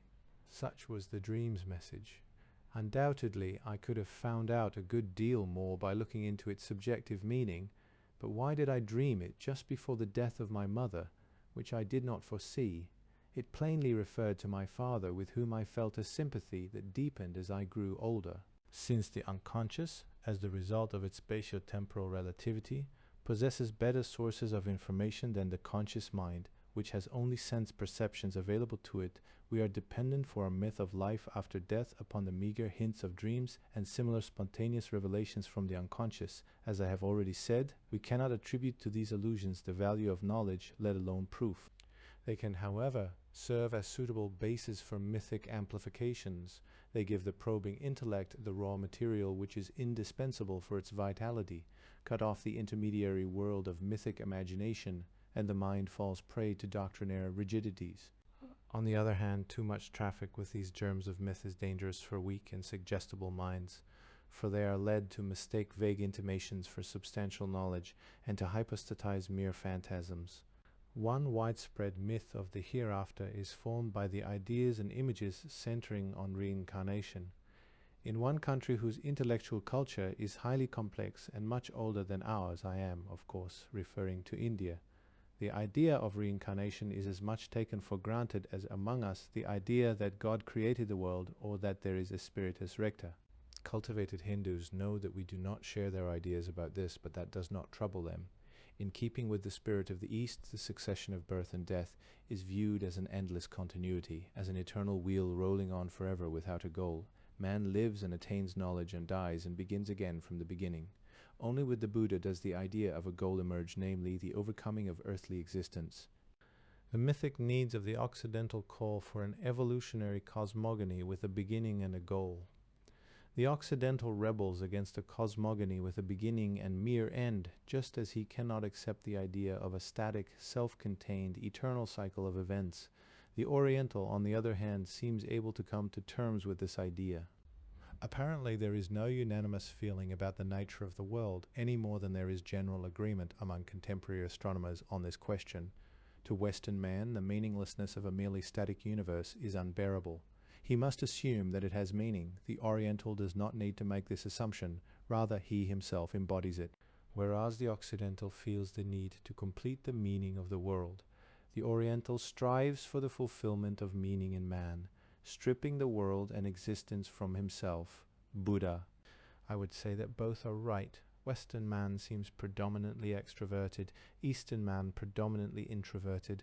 The former projects the meaning and considers that it exists in objects. The latter feels the meaning in himself, but the meaning is both without and within. The idea of rebirth is inseparable from that of karma. The crucial question is whether a man's karma is personal or not. If it is, then the preordained destiny with which a man enters life represents an achievement of previous lives, and a personal continuity therefore exists. If, however, this is not so, and an impersonal karma is seized upon in the act of birth, then that karma is incarnated again without there being any personal continuity. Buddha was twice asked by his disciples whether man's karma is personal or not. Each time he fended off the question and did not go into the matter. To know this, he said, would not contribute to liberating oneself from the illusion of existence. Buddha considered it far more useful for his disciples to meditate upon the Nidana chain, that is, upon birth, life, old age, and death, and upon the cause and effect of suffering. I know no answer to the question of whether the karma which I live is the outcome of my past lives, or whether it is not rather the achievement of my ancestors, whose heritage comes together in me. Am I a combination of the lives of these ancestors, and do I embody these lives again? Have I lived before in the past as a specific personality, and did I progress so far in that life that I am now able to seek a solution? I do not know. Buddha left the question open, and I like to assume that he himself did not know with certainty. I could well imagine that I might have lived in former centuries, and there encountered questions I was not yet able to answer, that I had to be born again because I had not fulfilled the task that was given to me. When I die, my deeds will follow along with me. That is how I imagine it. I will bring with me what I have done. In the meantime, it is important to ensure that I do not stand at the end with empty hands. Buddha, too, seems to have had this thought when he tried to keep his disciples from wasting time on useless speculation. The meaning of my existence is that life has addressed a question to me, or conversely, I myself am a question which is addressed to the world, and I must communicate my answer. For otherwise I am dependent upon the world's answer. That is a superpersonal life task, which I accomplish only by effort and with difficulty. Perhaps it is a question which preoccupied my ancestors and which they could not answer. Could that be why I am so impressed by the fact that the conclusion of Faust contains no solution, or by the problem on which Nietzsche foundered the Dionysian side of life, to which the Christian seems to have lost the way? Or is it the restless Wotan Hermes of my Alemannic and Frankish ancestors who poses challenging riddles? What I feel to be the resultant of my ancestors' lives, or a karma acquired in a previous personal life, might perhaps equally well be an impersonal archetype which today presses hard on everyone and has taken a particular hold upon me, an archetype such as, for example, the development over the centuries of the divine triad and its confrontation with the feminine principle, or the still pending answer to the Gnostic question as to the origin of evil, or, to put it another way, the incompleteness of the Christian God image.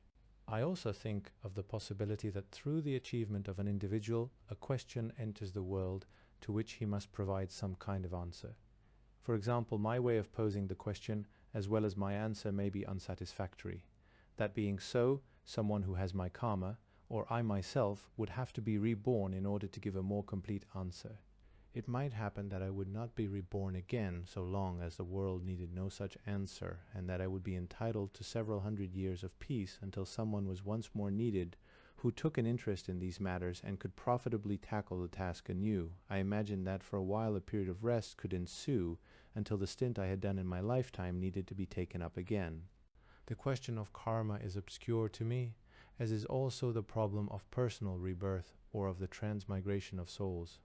With a free and open mind, I listen attentively to the Indian doctrine of rebirth, and look around in the world of my own experience to see whether somewhere and somehow there is some authentic sign pointing toward reincarnation. Naturally, I do not count the relatively numerous testimonies here in the West to the belief in reincarnation. A belief proves to me only the phenomenon of belief, not the content of the belief. This I must see revealed empirically in order to accept it. Until a few years ago, I could not discover anything convincing in this respect, although I kept a sharp lookout for any such signs. Recently, however, I observed in myself a series of dreams which would seem to describe the process of reincarnation in a deceased person of my acquaintance, but I have never come across any such dreams in other persons, and therefore have no basis for comparison. Since this observation is subjective and unique, I prefer only to mention its existence and not to go into it any further. I must confess, however, that after this experience I view the problem of reincarnation with somewhat different eyes, though without being in a position to assert a definite opinion. If we assume that life continues there, we cannot conceive of any other form of existence, except a psychic one. For the life of the psyche requires no space and no time. Psychic existence, and above all the inner images with which we are here concerned, supply the material for all mythic speculations about a life in the hereafter. And I imagine that life as a continuance in the world of images. Thus, the psyche might be that existence in which the hereafter or the land of the dead is located. From the psychological point of view, life in the hereafter would seem to be a logical continuation of the psychic life of old age. With increasing age, contemplation, and reflection, the inner images naturally play an ever greater part in man's life. Your old men shall dream dreams.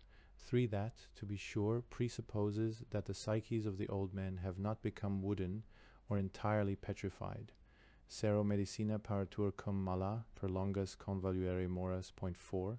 In old age one begins to let memories unroll before the mind's eye, and musing to recognize oneself in the inner and outer images of the past.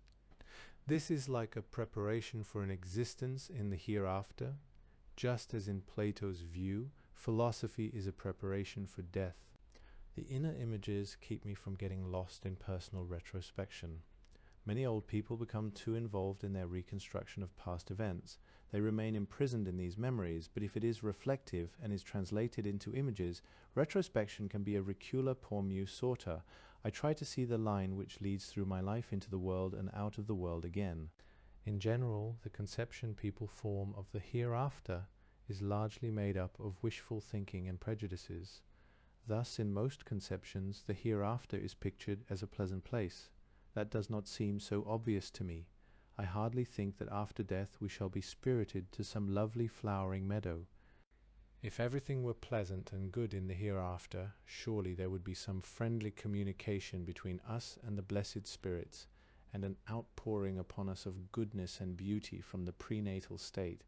But there is nothing of the sort. Why is there this insurmountable barrier between the departed and the living? At least half the reports of encounters with the dead tell of terrifying experiences with dark spirits, and it is the rule that the land of the dead observes icy silence, unperturbed by the grief of the bereaved.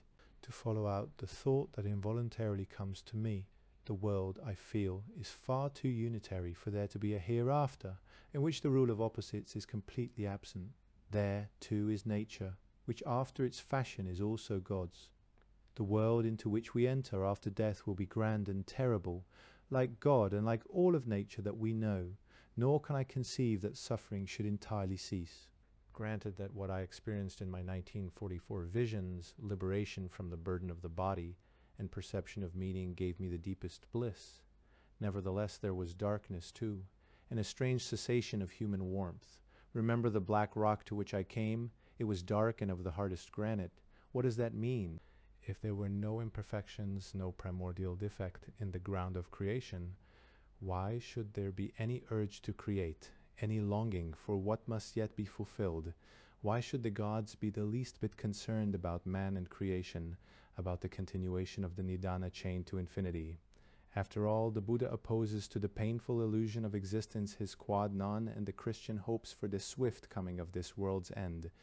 It seems probable to me that in the hereafter too there exist certain limitations, but that the souls of the dead only gradually find out where the limits of the liberated state lie. Somewhere out there must be a determinant and necessity conditioning the world, which seeks to put an end to the after-death state. This creative determinant, so I imagine, it must decide what souls will plunge again into birth. Certain souls, I imagine, feel the state of three-dimensional existence to be more blissful than that of eternity. But perhaps that depends upon how much of completeness or incompleteness they have taken across with them from their human existence. It is possible that any further spell of three-dimensional life would have no more meaning once the soul had reached a certain stage of understanding. It would then no longer have to return, fuller understanding having put to root the desire for re-embodiment. Then the soul would vanish from the three-dimensional world and attain what the Buddhists call nirvana. But if a karma still remains to be disposed of, then the soul relapses again into desires and returns to life once more, perhaps even doing so out of the realization that something remains to be completed. In my case, it must have been primarily a passionate urge toward understanding which brought about my birth, for that is the strongest element in my nature. This insatiable drive toward understanding has, as it were, created a consciousness in order to know what is and what happens, and in order to piece together mythic conceptions from the slender hints of the unknowable. We lack concrete proof that anything of us is preserved for eternity. At most we can say that there is some probability that something of our psyche continues beyond physical death. Whether what continues to exist is conscious of itself, we do not know either. If we feel the need to form some opinion on this question, we might possibly consider what has been learned from the phenomena of psychic dissociation. In most cases where a split-off complex manifests itself, it does so in the form of a personality, as if the complex had a consciousness of itself. Thus the voices heard by the insane are personified. I dealt long ago with this phenomenon of personified complexes in my doctoral dissertation. We might, if we wish, adduce these complexes as evidence for a continuity of consciousness. Likewise, in favor of such an assumption are certain astonishing observations in cases of profound syncope after acute injuries to the brain and in severe states of collapse. In both situations, total loss of consciousness can be accompanied by perceptions of the outside world and vivid dream experiences. Since the cerebral cortex, the seat of consciousness, is not functioning at these times, there is as yet no explanation for such phenomena. There may be evidence for at least a subjective persistence of the capacity for consciousness, even in a state of apparent unconsciousness. Point 5. The thorny problem of the relationship between eternal man, the self and earthly man in time and space, was illuminated by two dreams of mine. In one dream, which I had in October 1958, I caught sight from my house of two lens-shaped metallically gleaming discs, which hurtled in a narrow arc over the house and down to the lake. They were two UFOs, unidentified flying objects. Then another body came flying directly toward me. It was a perfectly circular lens, like the objective of a telescope. At a distance of 400 or 500 yards, it stood still for a moment and then flew off. Immediately afterward, another came speeding through the air, a lens with a metallic extension which led to a box, a magic lantern. At a distance of 60 or 70 yards, it stood still in the air, pointing straight at me. I awoke with a feeling of astonishment. Still half in the dream, the thought passed through my head. We always think that the UFOs are projections of ours. Now it turns out that we are their projections. I am projected by the magic lantern as C.G. Jung, but who manipulates the apparatus? I had dreamed once before of the problem of the self and the ego. In that earlier dream, I was on a hiking trip. I was walking along a little road through a hilly landscape. The sun was shining, and I had a wide view in all directions. Then I came to a small wayside chapel. The door was ajar, and I went in. To my surprise, there was no image of the Virgin on the altar, and no crucifix either, but only a wonderful flower arrangement. But then I saw that on the floor in front of the altar, facing me, sat a yogi in lotus posture in deep meditation. When I looked at him more closely, I realized that he had my face. I started in profound fright and awoke with the thought, aha, so he is the one who is meditating me. He has a dream and I am it. I knew that when he awakened, I would no longer. I had this dream after my illness in 1944. It is a parable. Myself retires into meditation and meditates my earthly form. To put it another way, it assumes human shape in order to enter three-dimensional existence, as if someone were putting on a diver's suit in order to dive into the sea. When it renounces existence in the hereafter, the self assumes a religious posture, as the chapel in the dream shows. In earthly form, it can pass through the experiences of the three-dimensional world and by greater awareness take a further step toward realization. The figure of the yogi, then, would more or less represent my unconscious prenatal wholeness, and the far east, as is often the case in dreams, a psychic state alien and opposed to our own. Like the magic lantern, the yogi's meditation projects my empirical reality. As a rule, we see this causal relationship in reverse. In the products of the unconscious, we discover mandala symbols, that is, circular and quaternary figures which express wholeness, and whenever we wish to express wholeness, we employ just such figures. Our basis is ego consciousness, our world the field of light centered upon the focal point of the ego. From that point, we look out upon an enigmatic world of obscurity, never knowing to what extent the shadowy forms we see are caused by our consciousness or possess a reality of their own. The superficial observer is content with the first assumption, but closer study shows that, as a rule, the images of the unconscious are not produced by consciousness, but have a reality and spontaneity of their own. Nevertheless, we regard them as mere marginal phenomena. The aim of both these dreams is to effect a reversal of the relationship between ego consciousness and the unconscious, and to represent the unconscious as the generator of the empirical personality. This reversal suggests that in the opinion of the other side, our unconscious existence is the real one, and our conscious world a kind of illusion, an apparent reality constructed for a specific purpose, like a dream which seems a reality as long as we are in it. It is clear that this state of affairs resembles very closely the Oriental conception of Maya. Unconscious wholeness therefore seems to me the true spiritus rector of all biological and psychic events. Here is a principle which strives for total realization, which in man's case signifies the attainment of total consciousness. Attainment of consciousness is culture in the broadest sense, and self-knowledge is therefore the heart and essence of this process. The Oriental attributes unquestionably divine significance to the self, and according to the ancient Christian view, self-knowledge is the road to knowledge of God. The decisive question for man is he related to something infinite or not? That is the telling question of his life. Only if we know that the thing which truly matters is the infinite can we avoid fixing our interest upon futilities and upon all kinds of goals which are not of real importance. Thus we demand that the world grant us recognition for qualities which we regard as personal possessions, our talent or our beauty.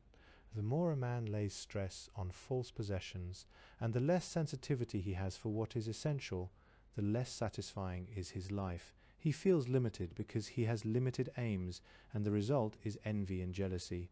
If we understand and feel that here in this life we already have a link with the infinite desires and attitudes chained up, in the final analysis we count for something only because of the essential we embody, and if we do not embody that, life is wasted. In our relationships to other men, too, the crucial question is whether an element of boundlessness is expressed in the relationship.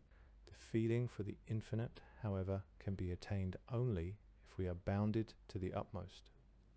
The greatest limitation for man is the self. It is manifested in the experience. I am only that. Only consciousness of our narrow confinement in the self forms the link to the limitlessness of the unconscious. In such awareness, we experience ourselves concurrently as limited and eternal as both the one and the other. In knowing ourselves to be unique in our personal combination that is ultimately limited, we possess also the capacity for becoming conscious of the infinite, but only then. In an era which has concentrated exclusively upon extension of living space and increase of rational knowledge at all costs, It is a supreme challenge to ask man to become conscious of his uniqueness and his limitation. Uniqueness and limitation are synonymous. Without them, no perception of the unlimited is possible, and consequently no coming to consciousness, either merely a delusory identity with it, which takes the form of intoxication with large numbers and an avidity for political power. Our age has shifted all emphasis to the here and now, and thus brought about a demonization of man and his world. The phenomenon of dictators and all the misery they have wrought springs from the fact that man has been robbed of transcendence by the short-sightedness of the super-intellectuals. Like them, he has fallen a victim to unconsciousness. But man's task is the exact opposite, to become conscious of the contents that press upward from the unconscious. Neither should he persist in his unconsciousness, nor remain identical with the unconscious elements of his being, thus evading his destiny, which is to create more and more consciousness. As far as we can discern, the sole purpose of human existence is to kindle a light in the darkness of mere being. It may even be assumed that just as the unconscious affects us, so the increase in our consciousness affects the unconscious. One concerning absolute knowledge in the unconscious, cf. synchronicity, and a causal connecting principle in the structure and dynamics of the psyche, CW8 pp 481F. 2. Extrasensory perception, Boston 1934, The Reach of the Mind, New York 1947, 3 Acts 2:17, Joel 2:28. 4. The medicine is prepared too late when the illness has grown strong by long delay. 5 cf. Synchronicity and a causal connecting principle in the structure and dynamics of the psyche, CW8, pp 506 ff. 6. A tendency to question the locus of reality manifested itself early in Jung's life, when as a child he sat upon the stone and toyed with the idea that the stone was saying, or was I, cf. the well-known butterfly dream in Chuang Tzu, AJ 12, Late Thoughts. Any biography of myself must, I think, take account of the following reflections. It is true that they may well strike others as highly theoretical, but making theory one of this sort is as much a part of me, as vital a function of mine, as eating and drinking. What is remarkable about Christianity is that in its system of dogma it anticipates a metamorphosis in the divinity, a process of historic change on the other side. It does this in the form of the new myth of dissension in heaven, first alluded to in the creation myth, in which a serpent-like antagonist of the Creator appears and lures man to disobedience by the promise of increased conscious knowledge, scientes bonum et malum. The second allusion is to the fall of the angels, a premature invasion of the human world by unconscious contents. The angels are a strange genus. They are precisely what they are and cannot be anything else. They are in themselves soulless beings who represent nothing but the thoughts and intuitions of their Lord. Angels who fall, then, are exclusively bad angels. These release the well-known effect of inflation, which we can also observe nowadays in the megalomania of dictators. The angels beget with men a race of giants, which ends by threatening to devour mankind, as is told in the Book of Enoch. The third and decisive stage of the myth, however, is the self-realization of God in human form, in fulfillment of the Old Testament idea of the divine marriage and its consequences. As early as the period of primitive Christianity, the idea of the Incarnation had been refined to include the intuition of Christ within us.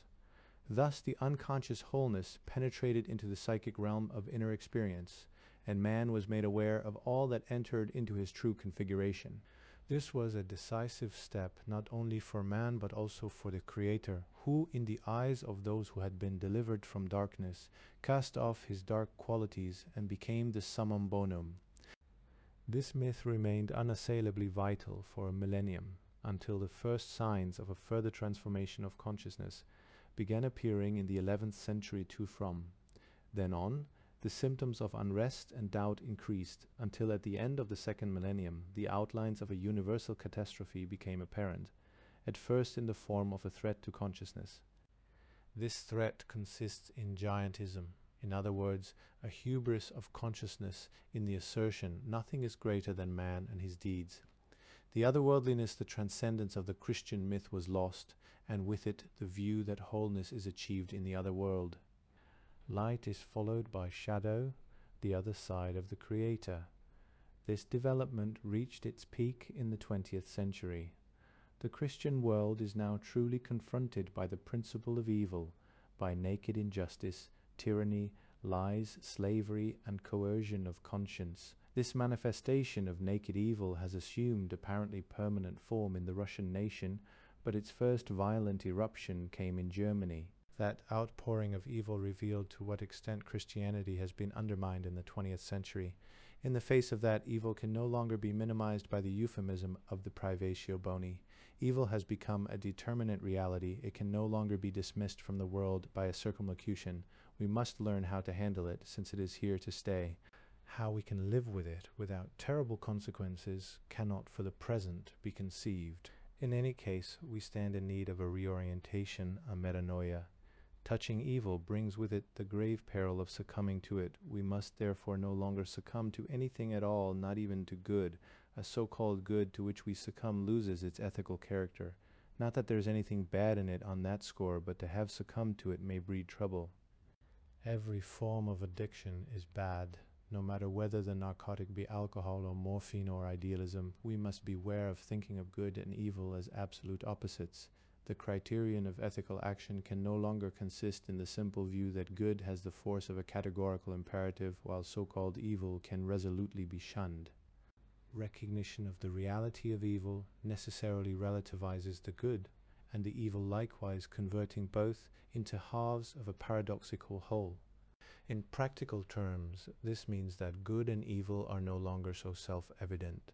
We have to realize that each represents a judgment. In view of the fallibility of all human judgment, we cannot believe that we will always judge rightly. We might so easily be the victims of misjudgment. The ethical problem is affected by this principle only to the extent that we become somewhat uncertain about moral evaluations. Nevertheless, we have to make ethical decisions.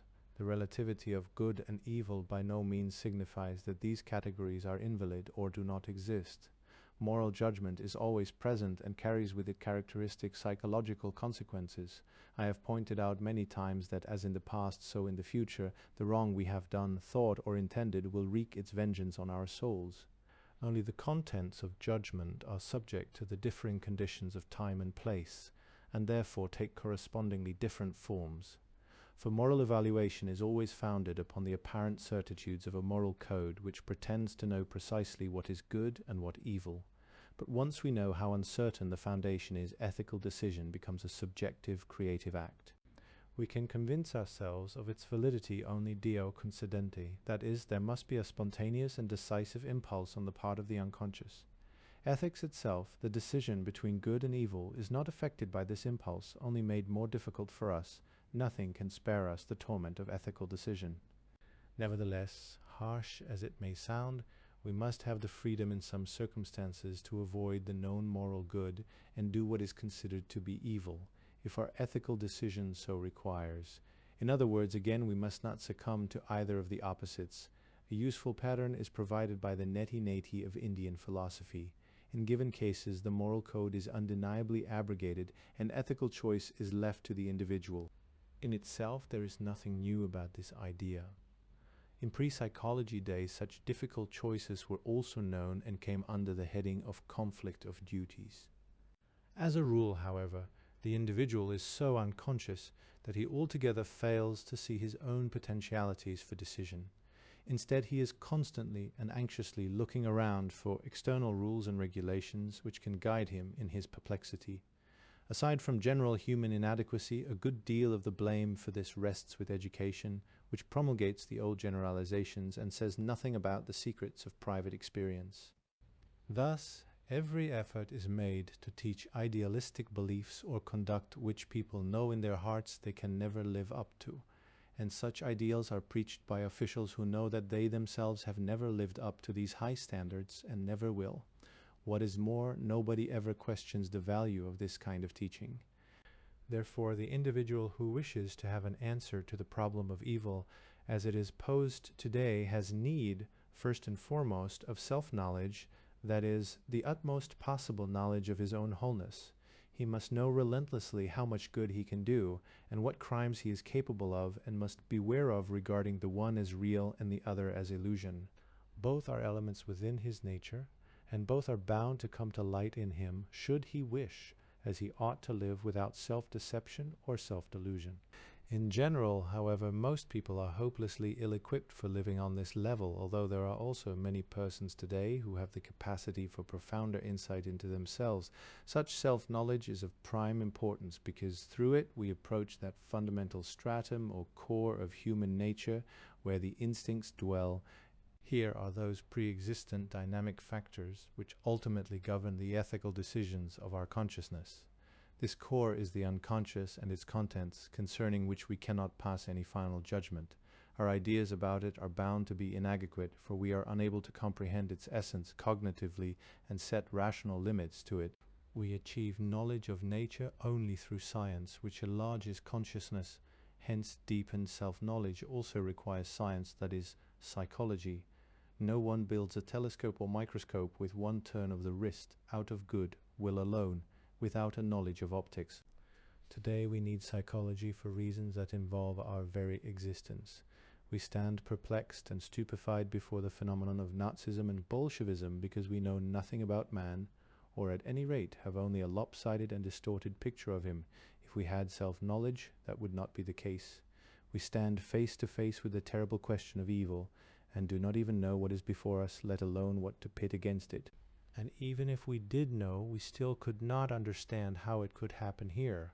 With glorious naivete, a statesman comes out with the proud declaration that he has no imagination for evil. Quite right. We have no imagination for evil, but evil has us in its grip. Some do not want to know this, and others are identified with evil. That is the psychological situation in the world today. Some call themselves Christian and imagine that they can trample so-called evil underfoot by merely willing to. Others have succumbed to it and no longer see the good. Evil today has become a visible great power. One half of humanity battens and grows strong on a doctrine fabricated by human ratiocination. The other half sickens from the lack of a myth commensurate with the situation. The Christian nations have come to a sorry pass. Their Christianity slumbers and has neglected to develop its myth further in the course of the centuries. Those who gave expression to the dark stirrings of growth in mythic ideas were refused a hearing. Gioacchino da Fiori, Meister Eckhart, Jacob Boehme, and many others have remained obscurantists for the majority. The only ray of light is Pius XII and his dogma.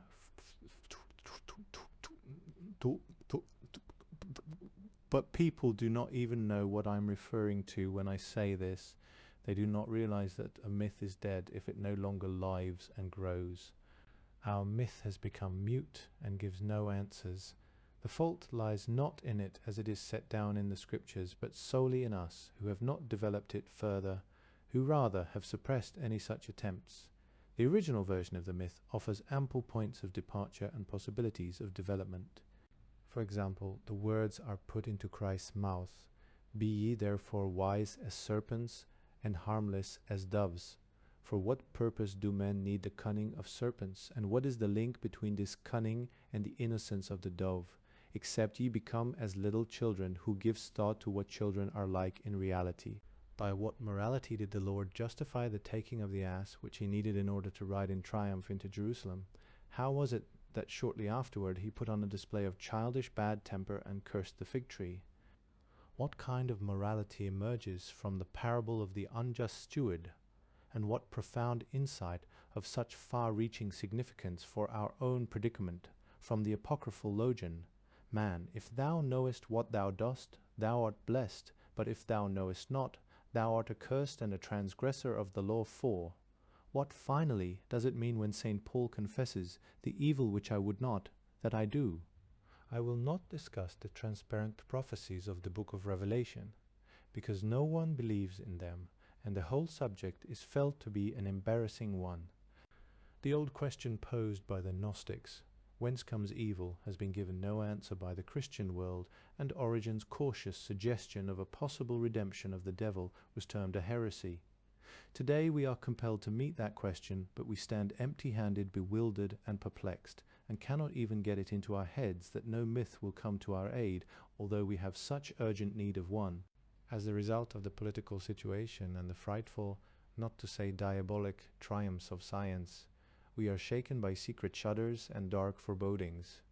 But we know no way out, and very few persons indeed draw the conclusion that this time the issue is the long since forgotten soul of man. A further development of myth might well begin with the outpouring of the Holy Spirit upon the apostles, by which they were made into sons of God, and not only they but all others who through them and after them received the filiatio, sonship of God, and thus partook of the certainty that they were more than autochthonous animalia sprung from the earth, that as the twice born they had their roots in the divinity itself. Their visible, physical life was on this earth, but the invisible inner man had come from and would return to the primordial image of wholeness, to the eternal Father, as the Christian myth of salvation puts it. Just as the Creator is whole, so his creature, his Son, ought to be whole. Nothing can take away from the concept of divine wholeness, but unbeknownst to all, a splitting of that wholeness ensued. There emerged a realm of light and a realm of darkness. This outcome, even before Christ appeared, was clearly prefigured, as we may observe inter alia in the experience of Job, or in the widely disseminated Book of Enoch, which belongs to immediate pre-Christian times. In Christianity too, this metaphysical split was plainly perpetuated. Satan, who in the Old Testament still belonged to the intimate entourage of Yahweh, now formed the diametrical and eternal opposite of the divine world. He could not be uprooted. It is therefore not surprising that as early as the beginning of the 11th century the belief arose that the devil, not God, had created the world. Thus the keynote was struck for the second half of the Christian aeon, after the myth of the fall of the angels had already explained that these fallen angels had taught men a dangerous knowledge of science and the arts. What would these old storytellers have to say about Hiroshima? The visionary genius of Jacob Boehme recognized the paradoxical nature of the God image and thus contributed to the further development of the myth. The mandala symbol sketched by Boehme 5 is a representation of the split God, for the inner circle is divided into two semicircles standing back to back. Since dogma holds that God is wholly present in each of the three persons, he is also wholly present in each part of the outpoured Holy Spirit. Thus every man can partake of the whole of God and hence of the filiation. The complexio oppositorum of the God image thus enters into man, and not as unity but as conflict. The dark half of the image coming into opposition with the accepted view that God is light. This very process is taking place in our own times, albeit scarcely recognized by the official teachers of humanity whose task, supposedly, is to understand such matters. There is the general feeling, to be sure, that we have reached a significant turning point in the ages, but people imagine that the great change has to do with nuclear fission and fusion, or with space rockets. What is concurrently taking place in the human psyche is usually overlooked, insofar as the God image is, from the psychological point of view, a manifestation of the ground of the psyche, and insofar as the cleavage in that image is becoming clear to mankind as a profound dichotomy which penetrates even into world politics, a compensation has arisen. This takes the form of circular symbols of unity, which represent a synthesis of the opposites within the psyche. I refer to the worldwide rumors of unidentified flying objects, of which we began to hear as early as 1945. These rumors are founded either upon visions or upon actual phenomena. The usual story about the UFOs is that they are some kind of spacecraft coming from other planets or even from the fourth dimension. More than 20 years earlier, in 1918, in the course of my investigations of the collective unconscious, I discovered the presence of an apparently universal symbol of a similar type, the mandala symbol. To make sure of my case, I spent more than a decade amassing additional data before announcing my discovery for the first time. 6. The mandala is an archetypal image whose occurrence is attested throughout the ages. It signifies the wholeness of the self. This circular image represents the wholeness of the psychic ground, or, to put it in mythic terms, the divinity incarnate in man. In contrast to Boehme's mandala, the modern ones strive for unity. They represent a compensation of the psychic cleavage, or an anticipation that the cleavage will be surmounted. Since this process takes place in the collective unconscious, it manifests itself everywhere. The worldwide stories of the UFOs are evidence of that. They are the symptom of a universally present psychic disposition. Insofar as analytical treatment makes the shadow conscious, it causes a cleavage and attention of opposites, which in their turn seek compensation in unity. The adjustment is achieved through symbols. The conflict between the opposites can strain our psyche to the breaking point if we take them seriously or if they take us seriously. The tertium non deture of logic proves its worth. No solution can be seen. If all goes well, the solution, seemingly of its own accord, appears out of nature. Then, and then only, is it convincing. It is felt as grace, since the solution proceeds out of the confrontation and clash of opposites. It is usually an unfathomable mixture of conscious and unconscious factors, and therefore a symbol, a coin split into two halves which fit together precisely 7. It represents the result of the joint labors of consciousness and the unconscious, and attains the likeness of the God image in the form of the mandala, which is probably the simplest model of a concept of wholeness, and one which spontaneously arises in the mind as a representation of the struggle and reconciliation of opposites. The clash, which is at first of a purely personal nature, is soon followed by the insight that the subjective conflict is only a single instance of the universal conflict of opposites. Our psyche is set up in accord with the structure of the universe, and what happens in the macrocosm likewise happens in the infinitesimal and most subjective reaches of the psyche. For that reason, the God image is always a projection of the inner experience of a powerful vis-a-vis. This is symbolized by objects from which the inner experience has taken its initial impulse and which from then on preserve numinous significance, or else it is characterized by its numinosity and the overwhelming force of that numinosity. In this way, the imagination liberates itself from the concretism of the object and attempts to sketch the image of the invisible as something which stands behind the phenomenon. I'm thinking here of the simplest basic form of the mandala, the circle, and the simplest mental division of the circle, the quadrant, or, as the case may be, the cross. Such experiences have a helpful, or it may be, annihilating effect upon man. He cannot grasp, comprehend, dominate them, nor can he free himself or escape from them, and therefore feels them as overpowering. Recognizing that they do not spring from his conscious personality, he calls them mana, daemon, or God. Science employs the term the unconscious, thus admitting that it knows nothing about it, for it can know nothing about the substance of the psyche, when the sole means of knowing anything is the psyche. Therefore, the validity of such terms as mana, daimon, or God can be neither disproved nor affirmed. We can, however, establish that the sense of strangeness connected with the experience of something objective, apparently outside the psyche, is indeed authentic. We know that something unknown, alien, does come our way, just as we know that we do not ourselves make a dream or an inspiration, but that it somehow arises of its own accord. What does happen to us in this manner can be said to emanate from mana, from a daemon, a god, or the unconscious. First 3 terms have the great merit of including and evoking the emotional quality of numinosity, whereas the latter, the unconscious, is banal and therefore closer to reality. This latter concept includes the empirical realm, that is, the commonplace reality we know so well. The unconscious is too neutral and rational, a term to give much impetus to the imagination. The term, after all, was coined for scientific purposes and is far better suited to dispassionate observation, which makes no metaphysical claims than are the transcendental concepts, which are controversial and therefore tend to breed fanaticism. Hence I prefer the term the unconscious, knowing that I might equally well speak of God or daemon if I wish to express myself in mythic language. When I do use such mythic language, I'm aware that mana, daemon, and God are synonyms for the unconscious.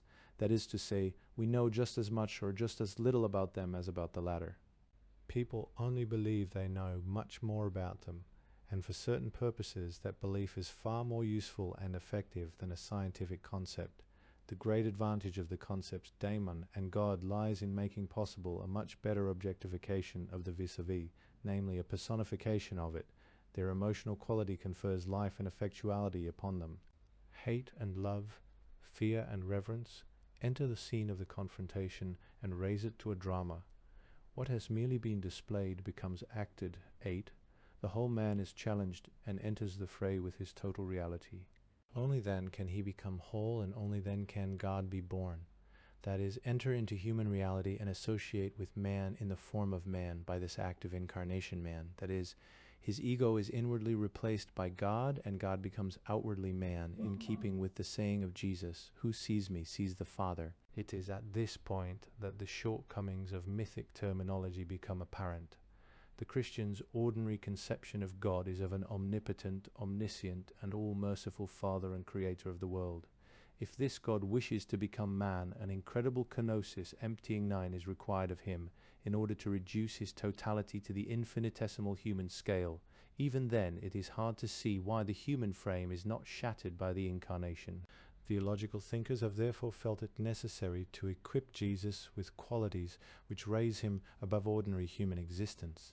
Above all, he lacks the macula peccati, stain of original sin. For that reason, if for no other, he is at least a God-man or a demigod.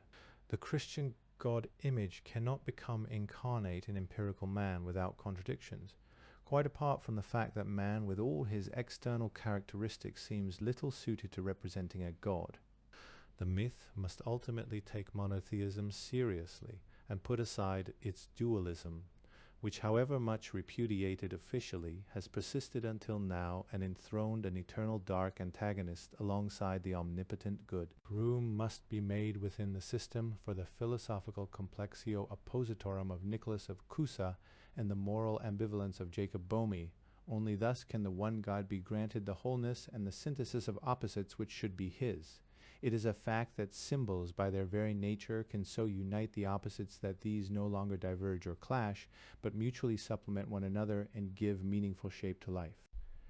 Once that has been experienced, the ambivalence in the image of a nature God or creator God ceases to present difficulties. On the contrary, the myth of the necessary incarnation of God, the essence of the Christian message, can then be understood as man's creative confrontation with the opposites and their synthesis in the self, the wholeness of his personality. The unavoidable internal contradictions in the image of a creator God can be reconciled in the unity and wholeness of the self, as the conjunctio oppositorum of the alchemists or as a unio mystica. In the experience of the self, it is no longer the opposites God and man that are reconciled as it was before, but rather the opposites within the God image itself. That is the meaning of divine service, of the service which man can render to God, that light may emerge from the darkness, that the Creator may become conscious of his creation, and man conscious of himself. That is the goal, or one goal, which fits man meaningfully into the scheme of creation, and at the same time confers meaning upon it. It is an explanatory myth which has slowly taken shape within me in the course of the decades. It is a goal I can acknowledge and esteem, and which therefore satisfies me. By virtue of his reflective faculties, man is raised out of the animal world, and by his mind he demonstrates that nature has put a high premium precisely upon the development of consciousness.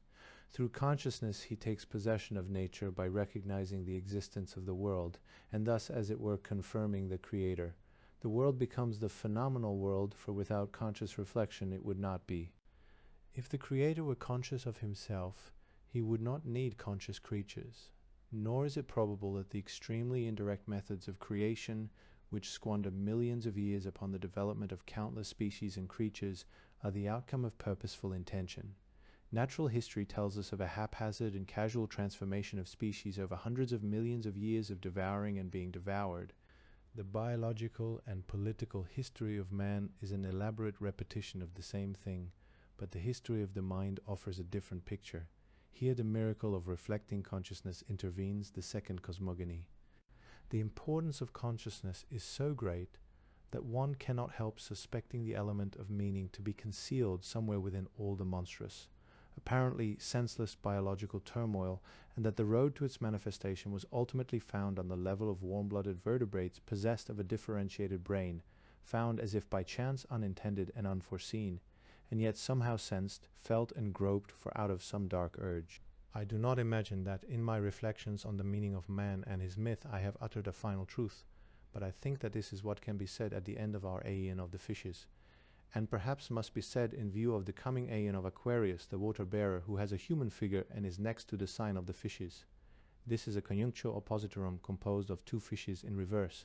The water-bearer seems to represent the self. With a sovereign gesture he pours the contents of his jug into the mouth of Piscis Ostrineston, which symbolizes a sun, a still unconscious content.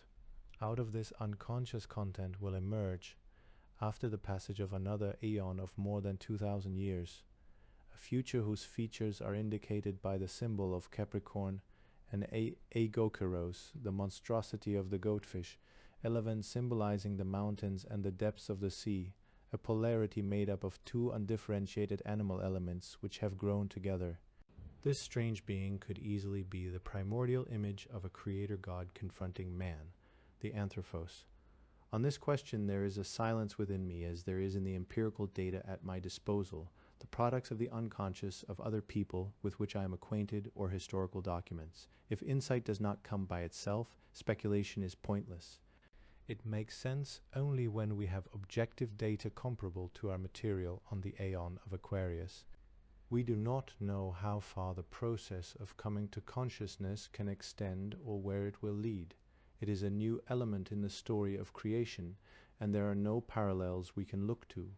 We therefore cannot know what potentialities are inherent in it, neither can we know the prospects for the species Homo sapiens. Will it imitate the fate of other species which once flourished on the earth and now are extinct? Biology can advance no reasons why this should not be so. The need for mythic statements is satisfied when we frame a view of the world which adequately explains the meaning of human existence in the cosmos, a view which springs from our psychic wholeness, from the cooperation between conscious and unconscious.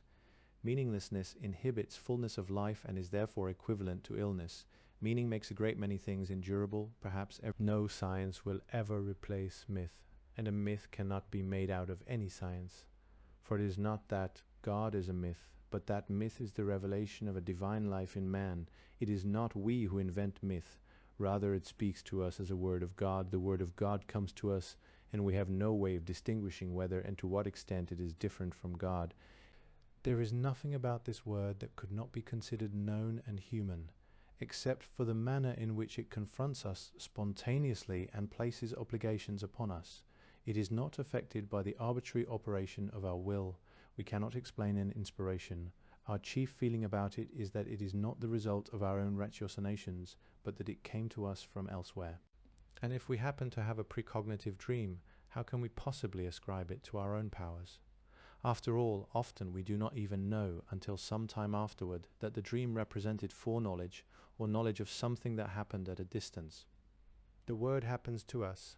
We suffer it, for we are victims of a profound uncertainty.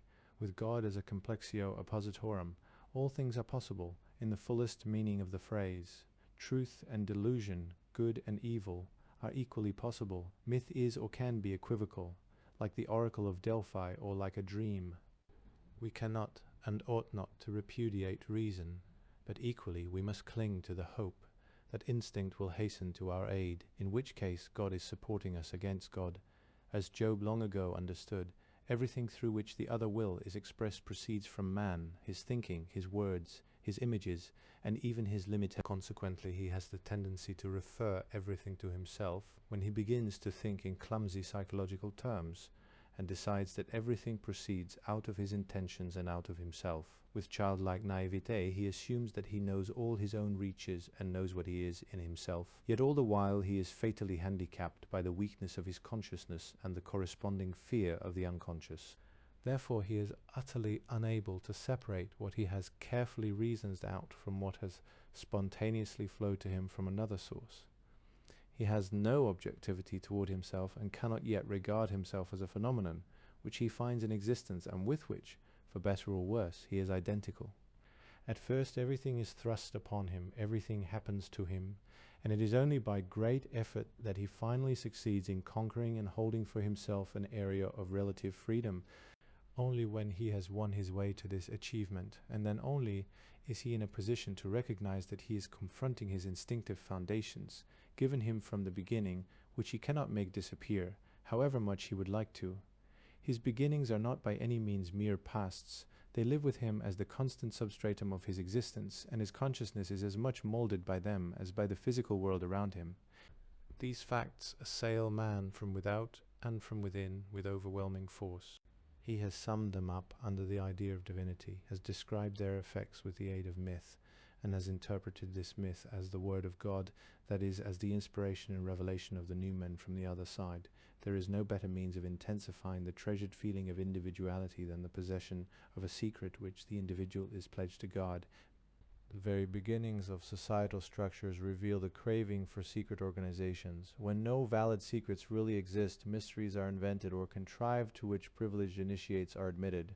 Such was the case with the Rosicrucians and many other societies. Among these pseudo-secrets, there are, ironically, real secrets of which the initiates are entirely unaware, as, for example, in those societies which borrowed their secret primarily from the alchemical tradition. The need for ostentatious secrecy is of vital importance on the primitive level, for the shared secret serves as a cement binding the tribe together.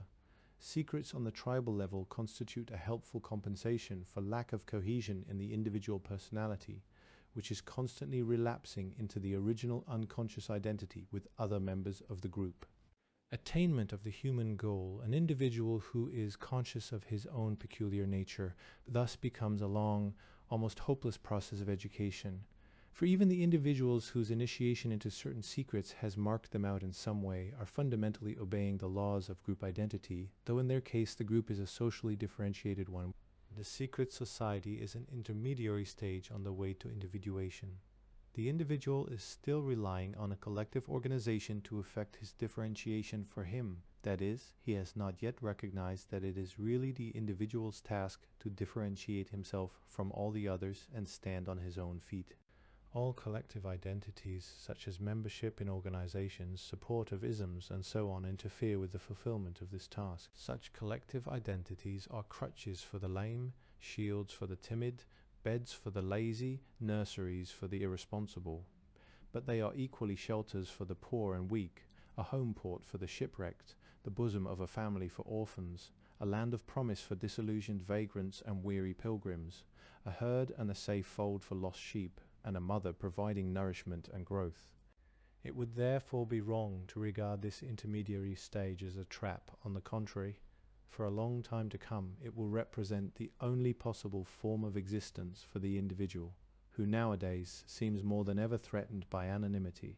Collective organization is still so essential today that many consider it, with some justification, to be the final goal, whereas to call for further steps along the road to autonomy appears like arrogance or hubris, fantasticality, or simply folly. Nevertheless, it may be that for sufficient reasons a man feels he must set out on his own feet along the road to wider realms. It may be that in all the garbs, shapes, forms, modes, and manners of life offered to him, he does not find what is peculiarly necessary for him. He will go alone and be his own company. He will serve as his own group, consisting of a variety of opinions and tendencies, which need not necessarily be marching in the same direction. In fact, he will be at odds with himself and will find great difficulty in uniting his own multiplicity for purposes of common action. Even if he is outwardly protected by the social forms of the intermediary stage, he will have no defense against his inner multiplicity.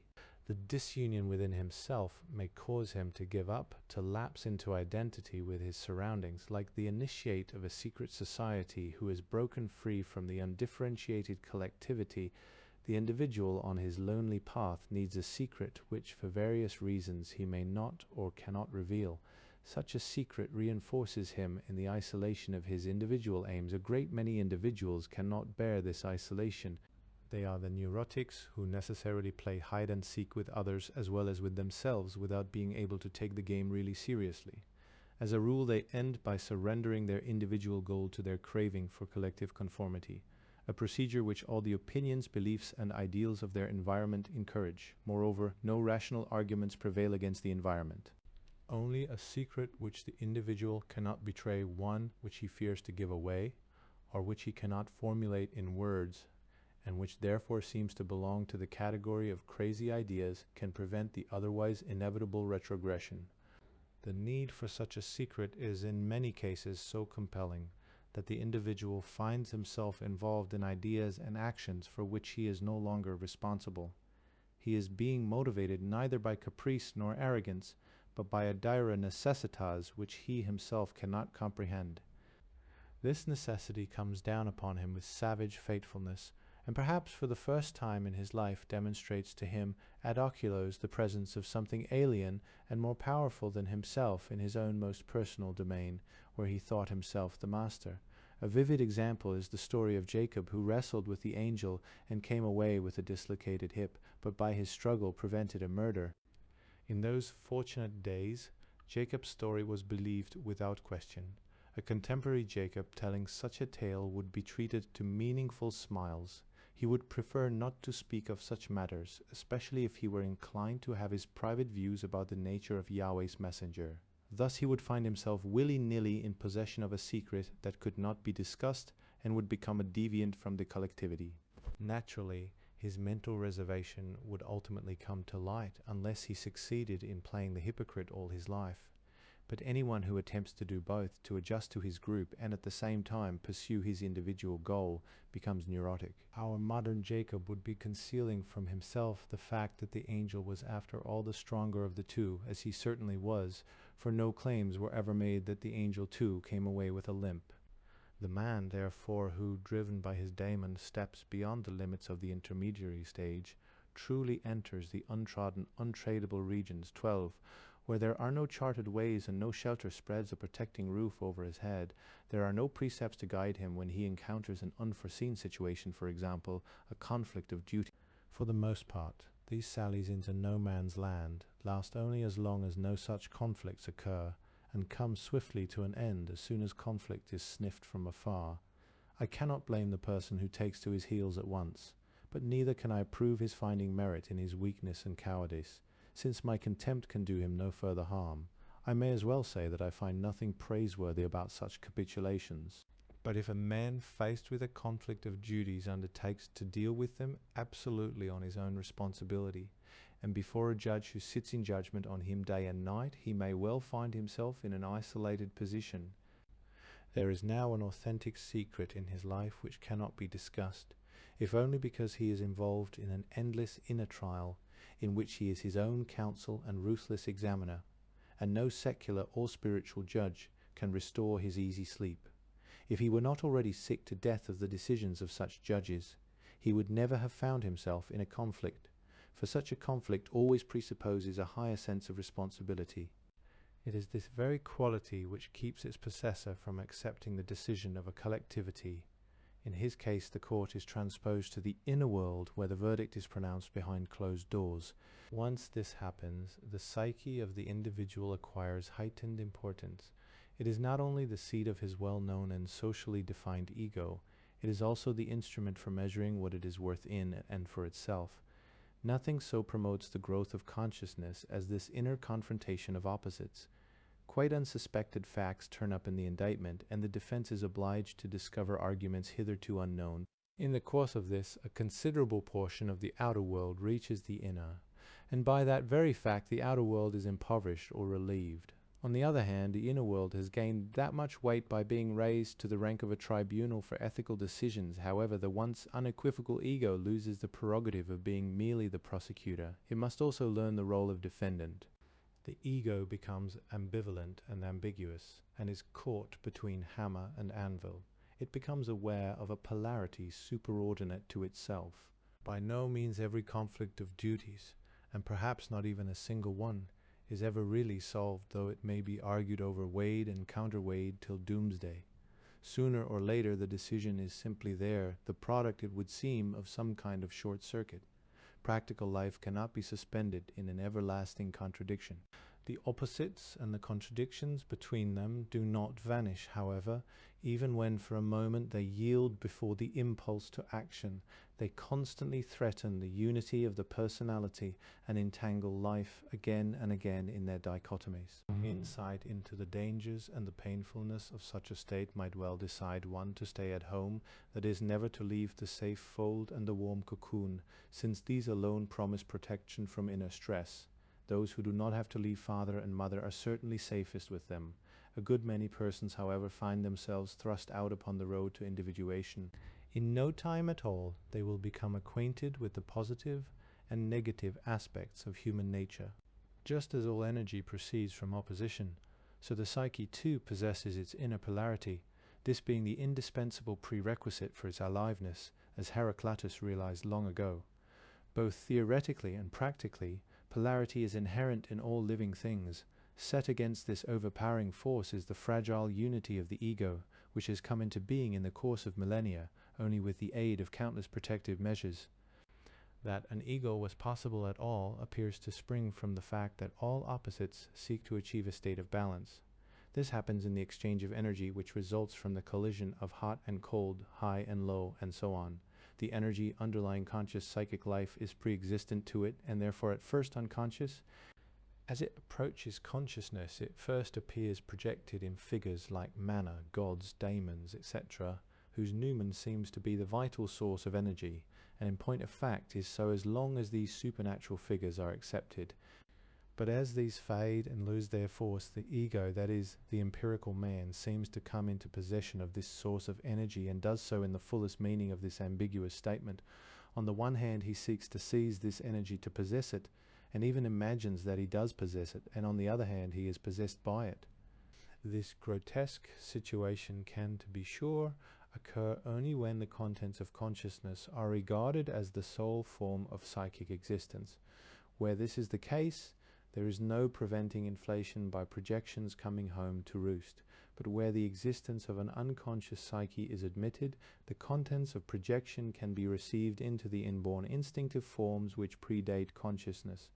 Their objectivity and autonomy are thereby preserved, and inflation is avoided. The archetypes, which are pre-existent to consciousness and condition it, appear in the part they actually play in reality as a priori structural forms of the stuff of consciousness. They do not in any sense represent things as they are in themselves, but rather the forms in which things can be perceived and conceived. Naturally, it is not merely the archetypes that govern the particular nature of perceptions. They account only for the collective component of a perception. As an attribute of instinct, they partake of its dynamic nature, and consequently possess a specific energy which causes or compels definite modes of behavior or impulses. That is, they may under certain circumstances have a possessive or obsessive force, numinosity. The conception of them as daimonia is therefore quite in accord with their nature. If anyone is inclined to believe that any aspect of the nature of things is changed by such formulations, he is being extremely credulous about words. The real facts do not change. Whatever names we give them, only we ourselves are affected. If one were to conceive of God as pure nothingness, that has nothing whatsoever to do with the fact of a superordinate principle. We are just as much possessed as before. The change of name has removed nothing at all from reality. At most, we have taken a false attitude toward reality if the new name implies a denial. On the other hand, a positive name for the unknowable has the merit of putting us into a correspondingly positive attitude. If therefore we speak of God as an archetype, we are saying nothing about his real nature, but are letting it be known that God already has a place in that part of our psyche which is pre-existent to consciousness, and that he therefore cannot be considered an invention of consciousness. We neither make him more remote nor eliminate him, but bring him closer to the possibility of being experienced. This latter circumstance is by no means unimportant, for a thing which cannot be experienced may easily be suspected of non-existence. This suspicion is so inviting that so-called believers in God see nothing but atheism in my attempt to reconstruct the primitive unconscious psyche, or if not atheism, then Gnosticism, anything, heaven forbid, but a psychic reality like the unconscious. If the unconscious is anything at all, it must consist of earlier evolutionary stages of our conscious psyche. The assumption that man in his whole glory was created on the sixth day of creation, without any preliminary stages, is after all somewhat too simple and archaic to satisfy us nowadays. There is pretty general agreement on that score. In regard to the psyche, however, the archaic conception holds on tenaciously.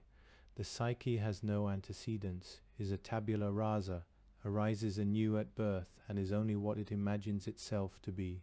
Consciousness is phylogenetically and ontogenetically a secondary phenomenon. It is time this obvious fact were grasped at last. Just as the body has an anatomical prehistory of millions of years, so also does the psychic system.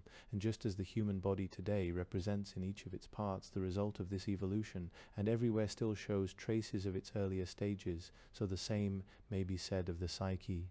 Consciousness began its evolution from an animal-like state, which seems to us unconscious, and the same process of differentiation is repeated in every child. The psyche of the child in its preconscious state is anything but a tabula rasa. It is already preformed in a recognizably individual way, and is moreover equipped with all specifically human instincts, as well as with the a priori foundations of the higher function. On this complicated base, the ego arises. Throughout life, the ego is sustained by this base. When the base does not function, stasis ensues and then death. Its life and its reality are of vital importance. Compared to it, even the external world is secondary. For what does the world matter if the endogenous impulse to grasp it and manipulate it is lacking? In the long run, no conscious will can ever replace the life instinct.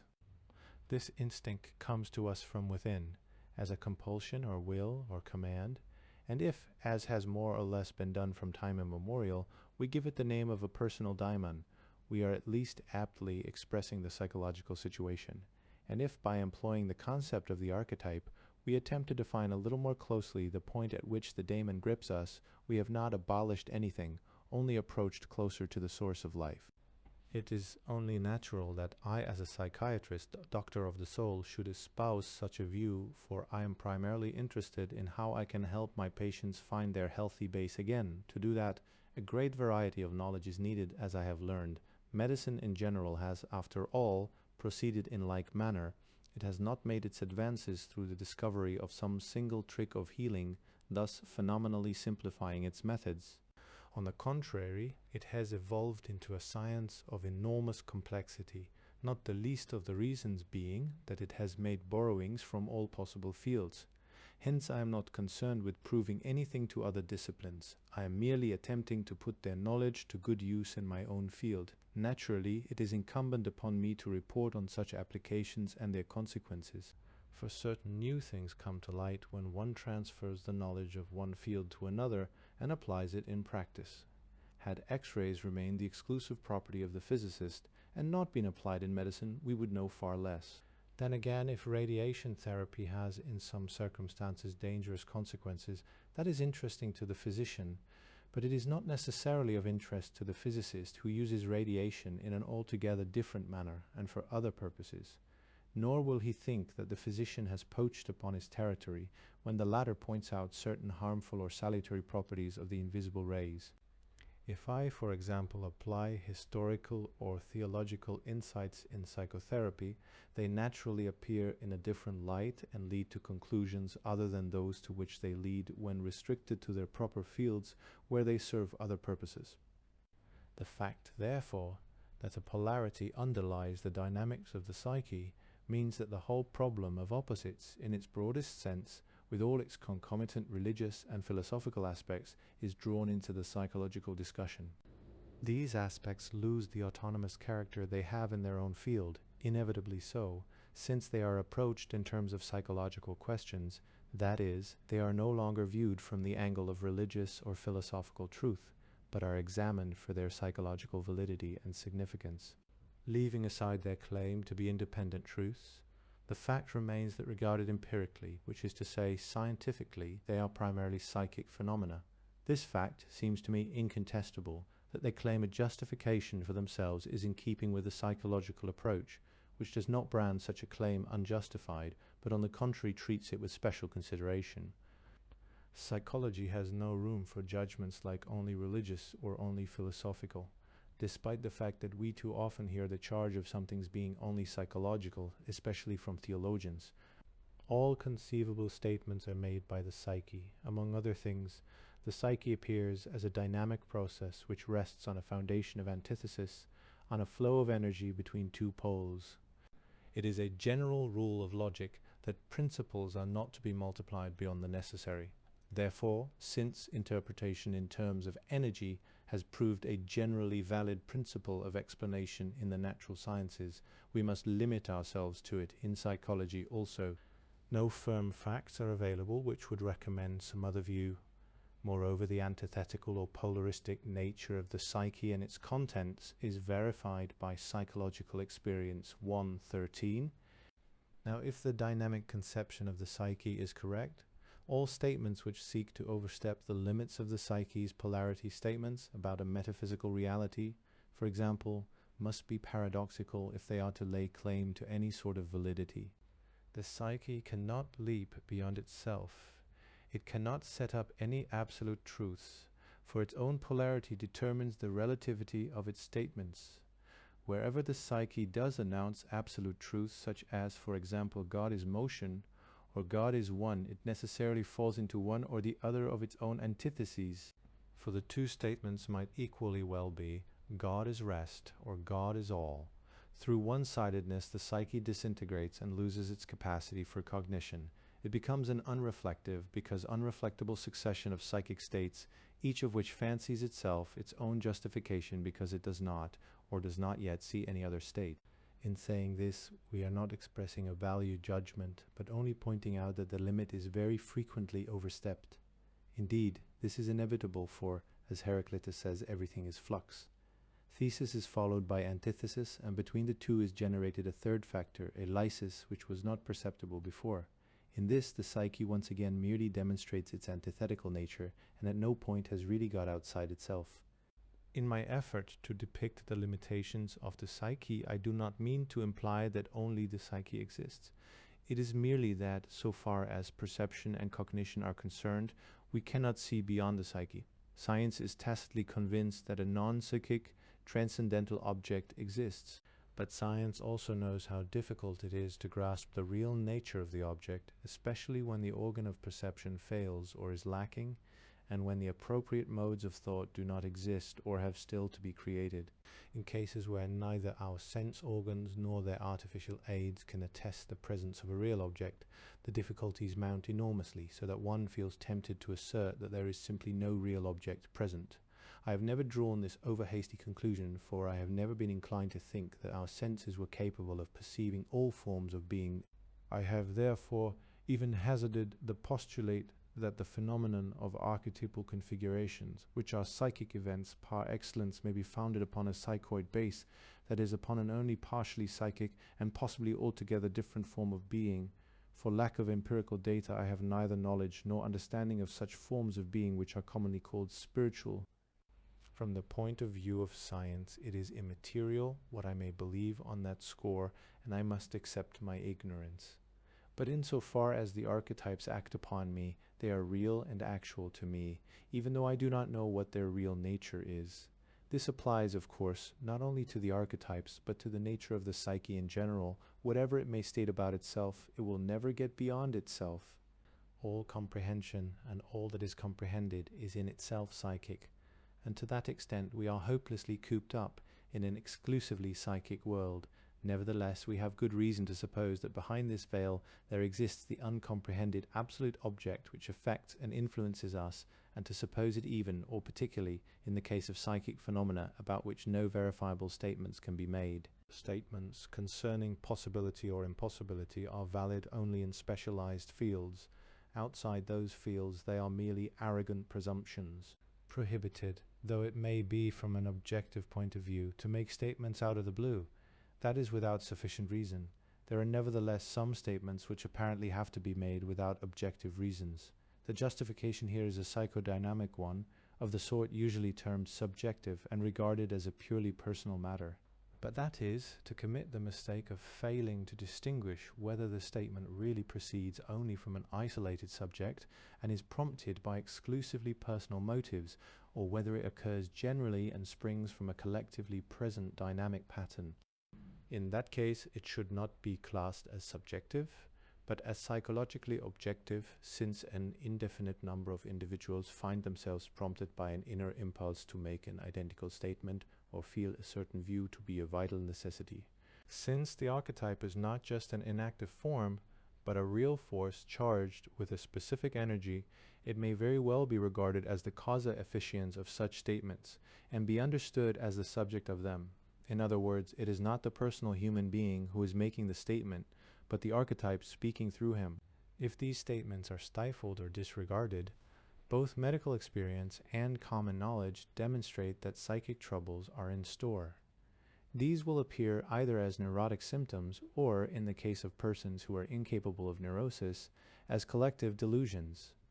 Archetypal statements are based upon instinctive preconditions and have nothing to do with reason. They are neither rationally grounded, nor can they be banished by rational arguments. They have always been part of the world scene, representations, collectives, as Lévi-Broglie rightly called them. Certainly the ego and its will have a great part to play in life, but what the ego wills is subject in the highest degree to the interference in ways of which the ego is usually unaware of the autonomy and numinosity of archetypal processes. Practical consideration of these processes is the essence of religion, insofar as religion can be approached from a psychological point of view. At this point, the fact forces itself on my attention that beside the field of reflection, there is another equally broad, if not broader, area in which rational understanding and rational modes of representation find scarcely anything they are able to grasp. This is the realm of Eros. In classical times, when such things were properly understood, Eros was considered a god whose divinity transcended our human limits, and who therefore could neither be comprehended nor represented in any way. I might, as many before me have attempted to do, venture an approach to this daemon, whose range of activity extends from the endless spaces of the heavens to the dark abysses of hell, but I falter before the task of finding the language which might adequately express the incalculable paradoxes of love. Eros is a cosmogonos, a creator and father-mother of all higher consciousness. I sometimes feel that Paul's words, though I speak with the tongues of men and of angels, and have not love, might well be the first condition of all cognition and the quintessence of divinity itself. Whatever the learned interpretation may be of the sentence, God is love, the words affirm the complexio oppositorum of the Godhead. In my medical experience, as well as in my own life, I have again and again been faced with the mystery of love, and have never been able to explain what it is. Like Job, I had to lay my hand on my mouth. I have spoken once, and I will not answer. Job 44f. Here is the greatest and smallest, the remotest and nearest, the highest and lowest, and we cannot discuss one side of it without also discussing the other. No language is adequate to this paradox. Whatever one can say, no words express the whole. To speak of partial aspects is always too much or too little, for only the whole is meaningful. Love bears all things and endures all things. 1 Cor 13:7. These words say all there is to be said, nothing can be added to them. For we are in the deepest sense the victims and the instruments of cosmogonic love. I put the word in quotation marks to indicate that I do not use it in its connotations of desiring, preferring, favoring, wishing, and similar feelings, but as something superior to the individual, a unified and undivided whole. Being apart, man cannot grasp the whole. He is at its mercy. He may assent to it, or rebel against it, but he is always caught up by it and enclosed within it. He is dependent upon it and is sustained by it. Love is his light and his darkness, whose end he cannot see. Love ceases not, whether he speaks with the tongues of angels, or with scientific exactitude traces the life of the cell down to its uttermost source. Man can try to name love, showering upon it all the names at his command, and still he will involve himself in endless self-deceptions. If he possesses a grain of wisdom, he will lay down his arms and name the unknown by the more unknown, ignotum per ignotius, that is, by the name of God. That is a confession of his subjection, his imperfection, and his dependence, but at the same time a testimony to his freedom to choose between truth and error. 1. In the original sense of the Greek theorein, looking about the world, or the German Weltanschauung, AJ2, C. Aeon, CW9, 282FF. 3. See above, Chap Sev N2, P2824, Codex Bizet ad Lucum 6, 4.5 reproduced in the archetypes and the collective unconscious, CW9 IP 297. 6. In the commentary to The Secret of the Golden Flower, 1931, CW 13, 7. One of the meanings of Simhalon is the tessera hospitalitatis, between host and guest, the broken coin which is shared between two parting friends, AJ. 8. CF. Transformation symbolism in the Mass, in psychology and religion, West and East, CW 11, pp. 249-50, 9 Philippians 2:6. 10. Constellation of the southern fish. Its mouth is formed by fomal haut, Arabic for mouth of the fish, below the constellation of the water-bearer. 11. The constellation of Capricorn was originally called the goat fish. 12 Faust, Part 2, 13 cf. On psychic energy in the structure and dynamics of the psyche, CW 8, retrospect. When people say, I am wise or a sage, I cannot accept it. A man once dipped a hatful of water from a stream. What did that amount to? I am not that stream. I am at the stream, but I do nothing. Other people are at the same stream, but most of them find they have to do something with it. I do nothing. I never think that I am the one who must see to it that cherries grow on stalks. I stand and behold, admiring what nature can do. There is a fine old story about a student who came to a rabbi and said, in the olden days there were men who saw the face of God. Why don't they any more? The rabbi replied, because nowadays no one can stoop so low. One must stoop a little in order to fetch water from the stream. The difference between most people and myself is that for me the dividing walls are transparent. That is my peculiarity. Others find these walls so opaque that they see nothing behind them and therefore think nothing is there. To some extent, I perceive the processes going on in the background, and that gives me an inner certainty.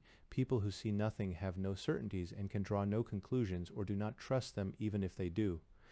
I do not know what started me off perceiving the stream of life, probably the unconscious itself, or perhaps my early dreams. They determined my course from the beginning. Knowledge of processes in the background early shaped my relationship to the world. Basically, that relationship was the same in my childhood as it is to this day. As a child, I felt myself to be alone, and I am still, because I know things and must hint at things which others apparently know nothing of, and for the most part do not want to know. Loneliness does not come from having no people about one, but from being unable to communicate the things that seem important to oneself, or from holding certain views which others find inadmissible. The loneliness began with the experiences of my early dreams and reached its climax at the time I was working on the unconscious. If a man knows more than others, he becomes lonely. But loneliness is not necessarily inimical to companionship, for no one is more sensitive to companionship than the lonely man. And companionship thrives only when each individual remembers his individuality and does not identify himself with others. It is important to have a secret, a premonition of things unknown. It fills life with something impersonal, a numinosum. A man who has never experienced that has missed something important. He must sense that he lives in a world which in some respects is mysterious, that things happen and can be experienced which remain inexplicable, that not everything which happens can be anticipated, the unexpected and the incredible belong in this world. Only then is life whole. For me the world has from the beginning been infinite and ungraspable. I have had much trouble getting along with my ideas. There was a daemon in me, and in the end its presence proved decisive. It overpowered me, and if I was at times ruthless, it was because I was in the grip of the daemon. I could never stop at anything once attained. I had to hasten on to catch up with my vision, since my contemporaries understandably could not perceive my vision. They saw only a fool rushing ahead. I have offended many people, for as soon as I saw that they did not understand me, that was the end of the matter so far as I was concerned. I had to move on. I had no patience with people. Aside from my patience, I had to obey an inner law which was imposed on me and left me no freedom of choice. Of course I did not always obey it. How can anyone live without inconsistency? For some people I was continually present and close to them so long as they were related to my inner world, but then it might happen that I was no longer with them because there was nothing left which would link me to them. I had to learn painfully that people continued to exist even when they had nothing more to say to me. Many excited in me a feeling of living humanity, but only when they appeared within the magic circle of psychology. Next moment, when the spotlight cast its beam elsewhere, there was nothing to be seen. I was able to become intensely interested in many people, but as soon as I had seen through them, The magic was gone. In this way, I made many enemies. A creative person has little power over his own life. He is not free. He is captive and driven by his daimon. Shamefully, a power wrests away the heart from us. For the heavenly ones each demand sacrifice. But if it should be withheld, never has that led to good, says Holderlin. This lack of freedom has been a great sorrow to me. Often I felt as if I were on a battlefield, saying, "Now you have fallen, my good comrade, but I must go on, for shamefully a power wrests away the heart from us. I am fond of you, indeed I love you, but I cannot stay. There is something heart-rending about that, and I myself am the victim. I cannot stay." But the daimon manages things so that one comes through, and blessed inconsistency sees to it that in flagrant contrast to my disloyalty I can keep faith in unsuspected measure. Perhaps I might say, I need people to a higher degree than others, and at the same time much less. When the daemon is at work, one is always too close and too far. Only when it is silent can one achieve moderation. The daemon of creativity has ruthlessly had its way with me. The ordinary undertakings I planned usually had the worst of it, though not always and not everywhere. By way of compensation, I think I am conservative to the bone. I fill my pipe from my grandfather's tobacco jar, and still keep his alpenstock topped with a chamois horn, which he brought back from Pontresina after having been one of the first guests at that newly opened cohort. I am satisfied with the course my life has taken. It has been bountiful, and has given me a great deal. How could I ever have expected so much? Nothing but unexpected things kept happening to me. Much might have been different if I myself had been different, but it was as it had to be, for all came about because I am as I am. Many things worked out as I planned them to, but that did not always prove of benefit to me. But almost everything developed naturally, and by destiny. I regret many follies which sprang from my obstinacy. But without that trait, I would not have reached my goal, and so I am disappointed and not disappointed. I am disappointed with people and disappointed with myself. I have learned amazing things from people and have accomplished more than I expected of myself. I cannot form any final judgment because the phenomenon of life and the phenomenon of man are too vast. The older I have become, the less I have understood or had insight into or known about myself. I am astonished, disappointed, pleased with myself. I am distressed, depressed, rapturous. I am all these things at once and cannot add up the sum. I am incapable of determining ultimate worth or worthlessness. I have no judgment about myself and my life. There's nothing I'm quite sure about. I have no definite convictions, not about anything really. I know only that I was born and exist, and it seems to me that I have been carried along. I exist on the foundation of something I do not know. In spite of all uncertainties, I feel a solidity underlying all existence and a continuity in my mode of being. The world into which we are born is brutal and cruel, and at the same time of divine beauty. Which element we think outweighs the other, whether meaninglessness or meaning is a matter of temperament. If meaninglessness were absolutely preponderant, the meaningfulness of life would vanish to an increasing degree with each step in our development, but that is, or seems to me, not the case. Probably, as in all metaphysical questions, both are true. Life is or has meaning and meaninglessness. I cherish the anxious hope that meaning will preponderate and win the battle. When Lao Tzu says, "All are clear, I alone am clouded," he is expressing what I now feel in advanced old age. Lao Tzu is the example of a man with superior insight who has seen and experienced worth and worthlessness, and who at the end of his life desires to return into his own being, into the eternal unknowable meaning. The archetype of the old man who has seen enough is eternally true. At every level of intelligence this type appears, and its lineaments are always the same, whether it be an old peasant or a great philosopher like Lao Tzu. This is old age and a limitation, yet there is so much that fills me, plants, animals, clouds, day and night, and the eternal in man. The more uncertain I have felt about myself, the more there has grown up in me a feeling of kinship with all things. In fact, it seems to me as if that alienation, which so long separated me from the world, has become transferred into my own inner world, and has revealed to me an unexpected unfamiliarity with myself. Appendix I letters from Freud to Jung 1. Vienna 9th, Burgas A 19, April 16, 1909. Dear friend, it is remarkable that on the same evening that I formally adopted you as an eldest son, anointing you as my successor and crown prince, in partibus infidelium, that then and there you should have divested me of my paternal dignity, and that the divesting seems to have given you as much pleasure as investing your person gave me. Now I'm afraid that I must fall back again into the role of father toward you in giving you my views on poltergeist phenomena. I must do this because these things are different from what you would like to think. I do not deny that your comments in your experiment made a powerful impression upon me. After your departure, I determined to make some observations, and here are the results. In my front room there are continual creaking noises from where the two heavy Egyptian steels rest on the oak boards of the bookcase, so that's obvious. In the second room, where we heard the crash, such noises are very rare.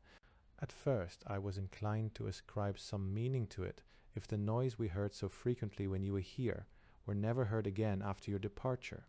But since then it has happened over and over again, yet never in connection with my thoughts, and never when I was considering you or your special problem. Not now either. I add by way of challenge, the phenomenon was soon deprived of all significance for me by something else. My credulity, or at least my readiness to believe, vanished along with the spell of your personal presence. Once again, for various inner reasons, it seems to me wholly implausible that anything of this sort should occur. The furniture stands before me spiritless and dead, like nature silent and godless before the poet after the passing of the gods of Greece. I therefore don once more my horn-rimmed paternal spectacles and warn my dear son to keep a cool head and rather not understand something than make such great sacrifices for the sake of understanding. I also shake my wise grey locks over the question of psychosynthesis and think, well, that is how the young folks are. They really enjoy things only when they need not drag us along with them, where with our short breath and weary legs we cannot follow. Now I shall exercise the privilege of my years to turn loquacious and tell you about one more matter between heaven and earth which cannot be understood.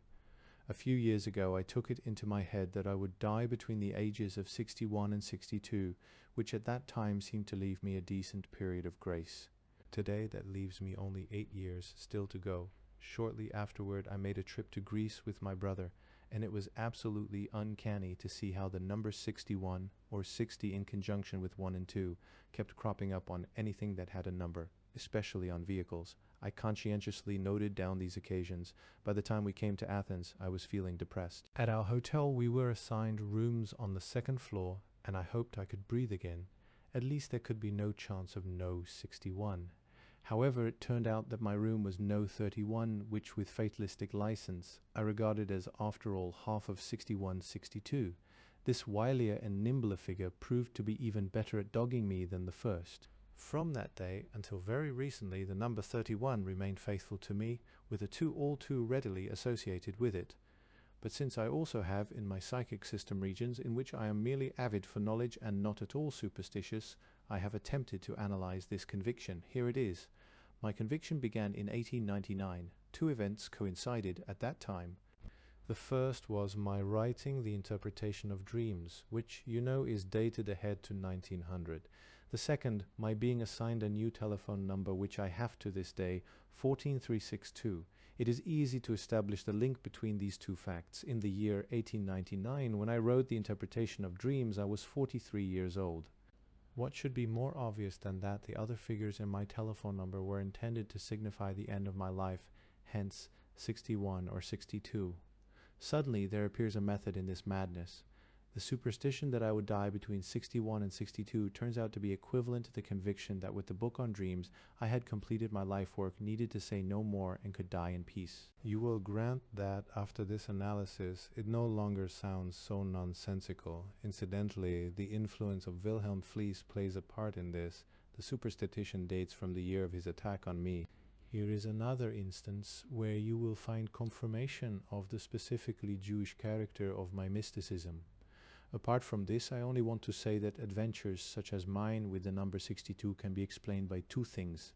The first is an enormously intensified alertness on the part of the unconscious, so that one is led like Faust to see a Helen in every woman. The second is the undeniable cooperation of chance, which plays the same role in the formation of delusions as somatic cooperation in hysterical symptoms or linguistic cooperation in puns. I therefore look forward to hearing more about your investigations of the spook complex, my interest being the interest one has in a lovely delusion which one does not share oneself. With cordial regards to yourself, your wife and children, yours, Freud, Vienna the 9th, Bergasse 19 May 12, 1911. Dear friend, I know that your deepest inclinations are impelling you toward a study of the occult, and do not doubt that you will return home with a rich cargo. There is no stopping that, and it is always right for a person to follow the biddings of his own impulses. The reputation you have won with your dementia too will stand against the charge of mystic for quite a while. Only don't stay too long away from us in those lush tropical colonies. It is necessary to govern at home. With cordial greetings and the hope that you will write me again after a shorter interval this time. Your faithful Freud, Vienna 9th, Bergasse 19, June 15, 1911. Dear friend, in matters of occultism I have become humble ever since the great lesson I received from Ferenczi's experiences. I promise to believe everything that can be made to seem the least bit reasonable. As you know, I do not do so gladly, but my hubris has been shattered. I should like to have you and F acting in consonance when one of you is ready to take the perilous step of publication, and I imagine that this would be quite compatible with complete independence during the progress of the work. Cordial regards to you and the beautiful house from your faithful Freud one, reproduced with the kind permission of Ernst Freud, London. To see above, Chap VN 4, P493 CF, Ernest Jones, Life and Work of Sigmund Freud, New York, 1953-57, 3 pp 387F, Appendix 2, Letters to E. Emma Jung from America, 1909, September 6, 1909, Monday, at Profaf Stanley Halls, Clark University, Worcester. So now we are safely arrived in Worcester. I have to tell you about the trip. Last Saturday there was dreary weather in New York. All three of us were afflicted with diarrhea and had pretty bad stomach aches. In spite of feeling physically miserable, and in spite of not eating anything, I went to the paleontological collection, where all the old monsters, the Lord God's anxiety dreams of creation, are to be seen. The collection is absolutely unique for the phylogenesis of tertiary mammals. I cannot possibly tell you all I saw there. Then I met Jones, who had just arrived from Europe. Around 3:30 we took the elevated and rode from 42nd Street to the piers. There we boarded a fantastically huge structure of a steamer that had some 5 white decks. We took cabins, and our vessel set sail from the West River around the point of Manhattan with all its tremendous skyscrapers, then up the East River under the Brooklyn and Manhattan bridges, right through the endless tangle of tugs, ferryboats, etc., and through the Sound behind Long Island. It was damp and chilly. We had belly aches and diarrhea, and were suffering from hunger besides, so we crawled into bed. Early on Sunday morning we were already on land in Fall River City, where in the rain we took the train to Boston and immediately went on to Worcester. While we were en route, the weather cleared. The countryside was utterly charming, low hills, a great deal of forest, swamp, small lakes, innumerable huge erratic rocks, tiny villages with wooden houses, painted red, green or grey, with windows framed in white holland tucked away under large beautiful trees. By 11:30 we were in Worcester. We found the Standish Hotel a very pleasant place to stay, and cheap also on the American plan, as they say here, that is, with board. At 6 in the evening, after a well-deserved rest, we called on Stanley Hall. He is a refined, distinguished old gentleman close on 70, who received us with the kindest hospitality. He has a plump, jolly, good-natured, and extremely ugly wife, who, however, serves wonderful food. She promptly took over Freud and me as her boys and plied us with delicious nourishment and noble wines, so that we began visibly to recover. We slept very well that night in the hotel, and this morning we have moved over to the halls. The house is furnished in an incredibly amusing fashion. Everything roomy and comfortable. There is a splendid studio filled with thousands of books and boxes of cigars everywhere. 2 pitch-black Negroes in dinner jackets, the extreme of grotesque solemnity, perform as servants. Carpets everywhere, all the doors open, even the bathroom door and the front door, people going in and out all over the place. All the windows extend down to the floor. The house is surrounded by an English lawn, no garden fence. Half the city, about 180,000 inhabitants, stands in a regular forest of old trees which shade all the streets. Most of the houses are smaller than ours. charmingly surrounded by flowers and flowering shrubs, overgrown with Virginia creeper and wisteria, everything well tended, clean, cultivated, and exceedingly peaceful and congenial. A wholly different America. This is what they call New England. The city was founded as long ago as 1690, so it is very old, much prosperity. The university, richly endowed, is small but distinguished, and has a real though plain elegance. This morning was the opening session. Prof. X had first turn with boring stuff. We soon decamped and took a delightful walk through the outskirts of the town, which is surrounded on all sides by small and minute lakes and cool woods. We were ecstatic over the peaceful beauty of the surroundings. It is refreshing and reviving after the life in New York. Clark University, Worcester, Massachusetts, Wednesday, September 8, 1909. The people here are all exceedingly amiable and on a decent cultural level. We are beautifully taken care of at the halls and daily recovering from the exertions of New York. My stomach is almost back to normal now. From time to time there is a little twitch, but aside from that my general health is excellent. Yesterday Freud began the lectures and received great applause. We are gaining ground here, and our following is growing slowly but surely. Today I had a talk about psychoanalysis with two highly cultivated elderly ladies who proved to be very well informed and free-thinking. I was greatly surprised, since I had prepared myself for opposition. Recently we had a large garden party with 50 people present, in the course of which I surrounded myself with 5 ladies. I was even able to make jokes in English, though what English? Tomorrow comes my first lecture. All my dread of it has vanished, since the audience is harmless and merely eager to hear new things, which is certainly what we can supply them with. It is said that we shall be awarded honorary doctorates by the university next Saturday, with a great deal of pomp and circumstance. In the evening there will be a formal reception. Today's letter has to be short, since the halls have invited some people for 5 o'clock to meet us. We have also been interviewed by the Boston Evening Transcript. In fact, we are the men of the hour here. It is very good to be able to spread oneself in this way once in a while. I can feel that my libido is gulping it in with vast enjoyment. Clark University, Worcester, Mass, September 14, 1909. Last night there was a tremendous amount of ceremony and fancy dress, with all sorts of red and black gowns and gold-tasselled square caps. In a grand and festive assemblage I was appointed Doctor of Laws honoris causa, and Freud likewise. Now I may place an LL.D. after my name. Impressive what? Today Prof. M. drove us by automobile out to lunch at a beautiful lake. The landscape was utterly lovely. This evening there is one more private conference in Hall's house on the psychology of sex. Our time is dreadfully crammed. The Americans are really masters at that. They hardly leave one time to catch one's breath. Right now I'm rather worn out from all the fabulous things we have been through, and I'm longing for the quiet of the mountains. My head is spinning. Last night at the awarding of the doctorate I had to deliver an impromptu talk before some 300 persons. Freud is in 7th heaven, and I'm glad with all my heart to see him so.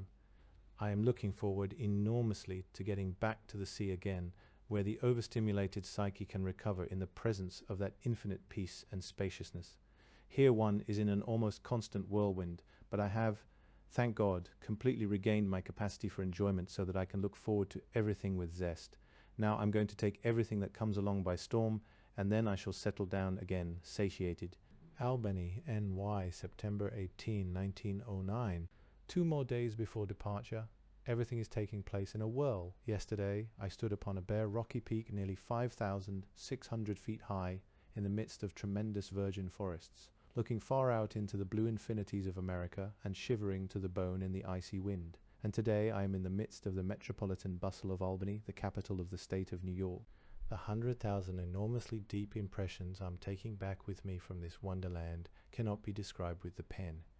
Everything is too big, too immeasurable. Something that has gradually been dawning upon me in the past few days is the recognition that here an ideal potentiality of life has become reality.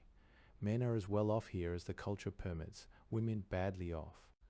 We have seen things here that inspire enthusiastic admiration, and things that make one ponder social evolution deeply. As far as technological culture is concerned, we lag miles behind America, but all that is frightfully costly and already carries the germ of the end in itself. I must tell you a great deal. I shall never forget the experiences of this journey. Now we are tired of America. Tomorrow morning we are off to New York, and on September 21 we sailed steamer Kaiser Wilhelm der Große, September 22, 1909. North German Lloyd. Yesterday morning I shook the dust of America from my feet with a light heart and an aching head, for the wise plied us with wonderful champagne. As far as abstinence goes, I've arrived on very shaky ground indeed, in point of principle, so that I am honourably withdrawing from my various teetotal society. I confess myself an honest sinner, and only hope that I can endure the sight of a glass of wine without emotion. An undrunk glass, of course, that is always so, only the forbidden attracts. I think I must not forbid myself too much. Well then, at 10 o'clock yesterday morning we sailed. To our left, the towering whitish and reddish heaven-storming towers of New York City. To our right, the smoking chimneys, docks, etc. of Hoboken. The morning was misty. New York soon disappeared, and before long, the big swells of the ocean began. At the fireship, we dropped the American pilot and then sailed on out into the mournful wasteland of the sea. It is, as always, of cosmic grandeur and simplicity, compelling silence for what has meant to say here, especially at night when the ocean is alone with the starry sky. One looks out silently, surrendering all self-importance, and many old sayings and images scurry through the mind. A low voice says something about the age-oldness and infinitude of the far-swelling, murmurous sea, of the waves of the sea and of love, of Locothea, the lovely goddess who appears in the foam of the seething waves to travel-weary Odysseus, and gives him the pearly veil which saves him from Poseidon's storm. The sea is like music. It has all the dreams of the soul within itself and sounds them over. The beauty and grandeur of the sea consists in our being forced down into the fruitful bottomlands of our own psyches, where we confront and recreate ourselves in the animation of the mournful wasteland of the sea. Now we are still worn out from the torment of these last days we brood over the past few months, and the unconscious has a lot of work to do, putting in order all the things America has churned up within us. Steamer Kaiser Wilhelm der Große, North German Lloyd, September 25, 1909. Yesterday, there was a storm that lasted all day until nearly midnight. Most of the day I stood up front under the bridge on a protected and elevated spot and admired the magnificent spectacle as the mountainous waves rolled up and poured a whirling cloud of foam over the ship. The ship began to roll fearfully, and several times we were soaked by a salty shower. It turned cold, and we went in for a cup of tea. Inside, however, the brain flowed down the spinal canal and tried to come out again from under the stomach. Consequently, I retired to my bed, where I soon felt fine again and later was able to consume a pleasant supper. Outside, from time to time, a wave thundered against the ship. The objects in my cabin had all come to life. The sofa cushion crawled about on the floor in the semi-darkness. A recumbent shoe sat up, looked around in astonishment, and then shuffled quietly off under the sofa. A standing shoe turned wearily on its side and followed its mate.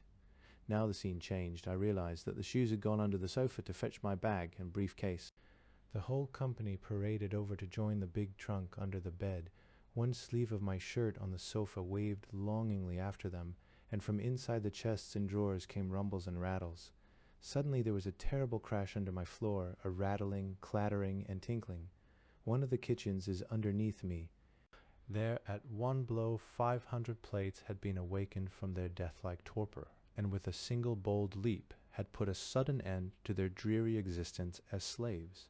In all the cabins round about, unspeakable groans betrayed the secrets of the menu.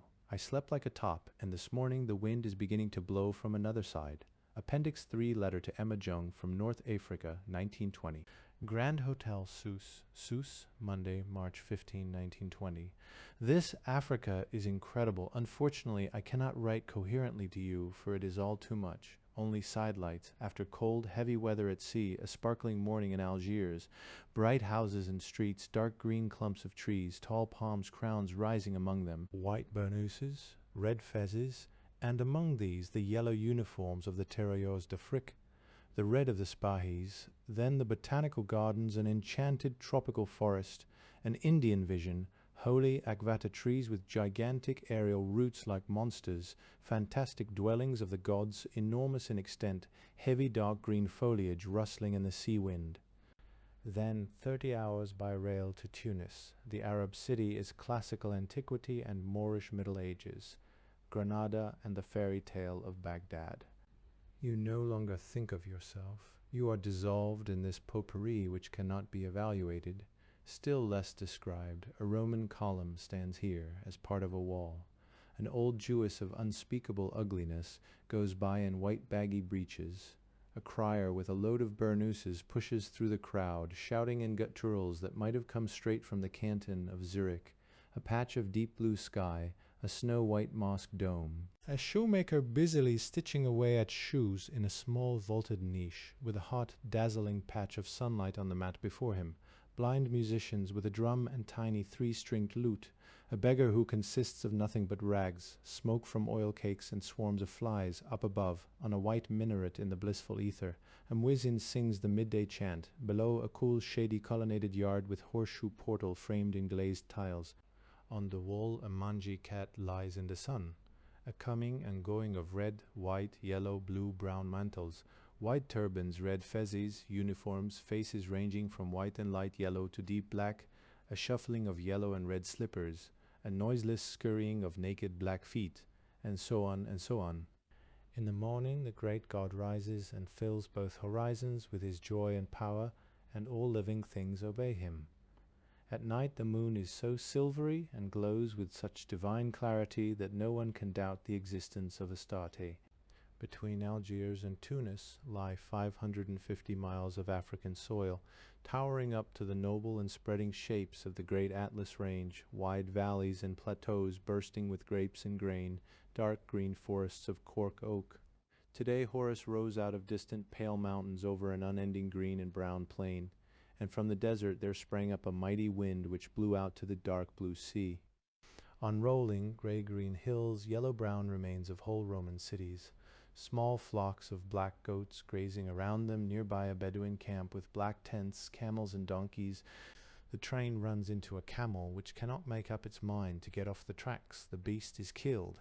There is a great running up, shrieking and gesticulating of white-clad figures, and always the sea, now deep blue, now hurting the eyes with its glitter in the sunlight. Out of olive groves and palms and hedges of giant cactus floating in the flickering sun-shot air rises a snow-white city with divinely white domes and towers. Gloriously spread out over a hill then comes Sousse with white walls and towers. The harbour below, beyond the harbour wall, the deep blue sea, and in the port lies the sailing ship with 2 lateen sails which I once paid. You stumble over Roman remains. With my cane I dug a piece of Roman pottery out of the ground. This is all nothing but miserable stammering. I do not know what Africa is really saying to me, but it speaks.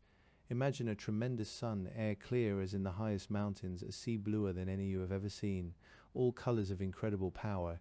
In the markets you can still buy the amphorae of antiquity, things like that, and the moon. Appendix IV. I first met Richard Wilhelm at Count Kieserling's during a meeting of the School of Wisdom in Darmstadt. That was in the early 20s. In 1923 we invited him to Zurich, and he spoke on the I Ching 1 at the Psychology Club. Even before meeting him, I had been interested in Oriental philosophy, and around 1920 had begun experimenting with the I Ching. One summer in Bollingen, I resolved to make an all-out attack on the riddle of this book. Instead of traditional stalks of yarrow required by the classical method, I cut myself a bunch of reeds. I would sit for hours on the ground beneath the 100-year-old pear tree, the I Ching beside me, practicing the technique by referring the resultant oracles to one another in an interplay of questions and answers.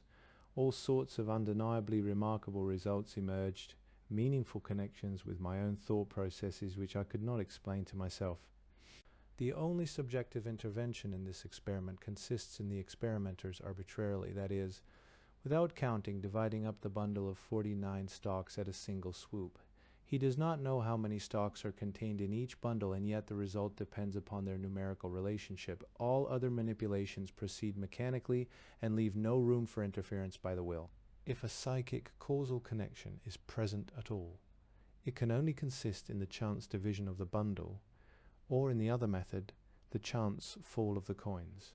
During the whole of those summer holidays, I was preoccupied with the question, are the I Ching's answers meaningful or not? If they are, how does the connection between the psychic and the physical sequence of events come about?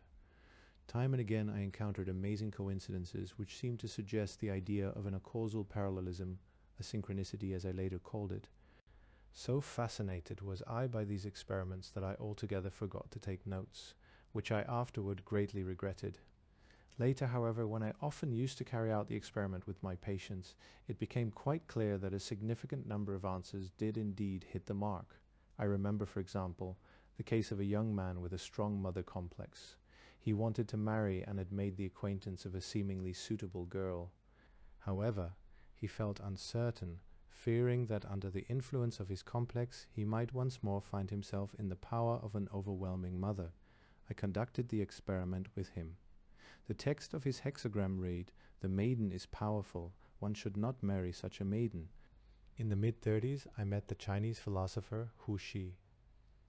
I asked him his opinion of the I Ching, and received the reply, "Oh, that's nothing but an old collection of magic spells without significance."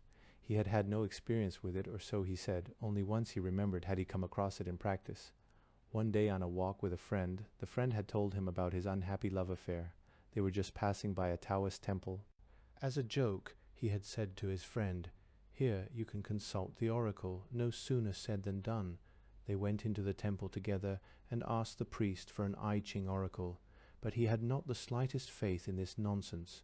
I asked him whether the oracle had been correct, whereupon he replied reluctantly, "Oh yes, it was, of course, remembering the well-known story of the good friend who does everything one does not wish to do oneself." I cautiously asked him whether he had not profited by this opportunity. "Yes," he replied. As a joke, I asked the question too. "And did the oracle give you a sensible answer?" I asked. He hesitated. "Oh well, yes, if you wish to put it that way." The subject obviously made him uncomfortable. A few years after my first experiments with the reeds, the I Ching was published with Wilhelm's commentary. I instantly obtained the book and found to my gratification that Wilhelm took much the same view of the meaningful connections as I had. But he knew the entire literature and could therefore fill in the gaps which had been outside my competence. When Wilhelm came to Zurich, I had the opportunity to discuss the matter with him at length, and we talked a great deal about Chinese philosophy and religion. What he told me, out of his wealth of knowledge of the Chinese mentality, clarified some of the most difficult problems that the European unconscious had posed for me. On the other hand, what I had to tell him about the results of my investigations of the unconscious caused him no little surprise, for he recognized in them things he had considered to be the exclusive possession of the Chinese philosophical tradition. As a young man, Wilhelm had gone to China in the service of a Christian mission, and there the mental world of the Orient had opened its doors wide to him.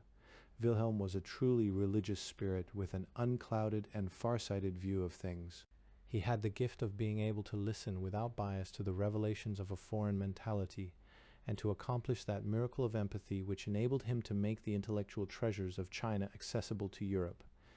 He was deeply influenced by Chinese culture, and once said to me, "It is a great satisfaction to me that I never baptized a single Chinese." In spite of his Christian background, he could not help recognizing the logic and clarity of Chinese thought. Influenced is not quite the word to describe its effect upon him. It had overwhelmed and assimilated him. His Christian views receded into the background, but did not vanish entirely. They formed a kind of mental reservation, a moral proviso that was later to have fateful consequences.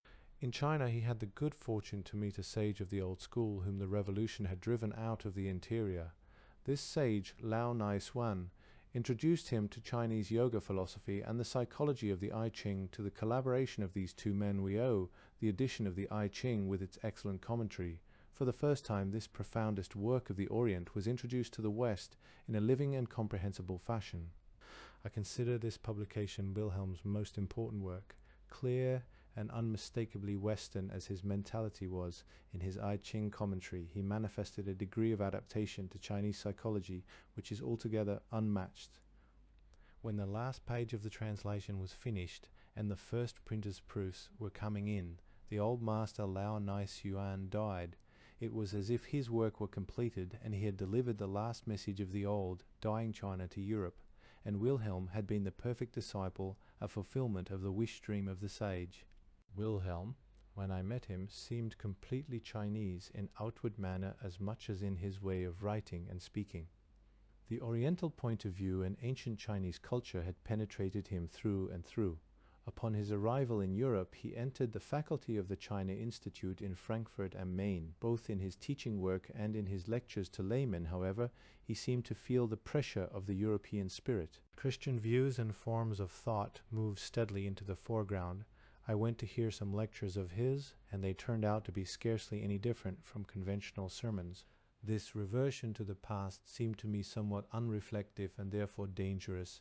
I saw it as a reassimilation to the West and felt that as a result of it Wilhelm must come into conflict with himself. Since it was, so I thought, a passive assimilation, that is to say, a succumbing to the influence of the environment, there was the danger of a relatively unconscious conflict, a clash between his Western and Eastern psyche. If, as I assumed, the Christian attitude had originally given way to the influence of China, the reverse might well be taking place now. The European element might be gaining the upper hand over the Orient once again. If such a process takes place without a strong, conscious attempt to come to terms with it, the unconscious conflict can seriously affect the physical state of health. After attending the lectures, I attempted to call his attention to the danger threatening him. My words to him were, "My dear Wilhelm, please do not take this amiss, but I have the feeling that the West is taking possession of you again, and that you are becoming unfaithful to your mission of transmitting the East to the West," he replied. "I think you are right. Something here is overpowering me, but what can be done?" A few years later, Wilhelm was staying as a guest in my house and came down with an attack of amoebic dysentery. It was a disease he had had 20 years before. His condition grew worse during the following months, and then I heard that Wilhelm was in the hospital. I went to Frankfurt to visit him, and found a very sick man. The doctors had not yet given up hope, and Wilhelm, too, spoke of plans he wished to carry out when he got well. I shared his hopes, but had my forebodings. What he confided to me at the time confirmed my conjectures. In his dreams he revisited the endless stretches of desolate Asiatic steppes, the China he had left behind. He was groping his way back to the problem which China had set before him, the answer to which had been blocked for him by the West. By now he was conscious of this question, but had been unable to find a solution. His illness dragged on for months. A few weeks before his death, when I had had no news from him for a considerable time, I was awakened, just as I was on the point of falling asleep, by a vision. At my bed stood a Chinese in a dark blue gown, hands crossed in the sleeves. He bowed low before me as if he wished to give me a message. I knew what it signified. The vision was extraordinarily vivid.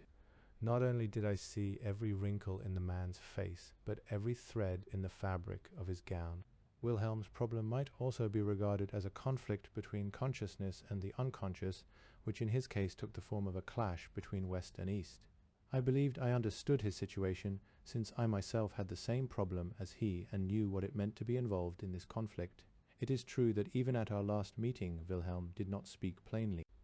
Though he was intensely interested when I introduced the psychological point of view, his interest lasted only so long as my remarks concerned objective matters, such as meditation or questions posed by the psychology of religion.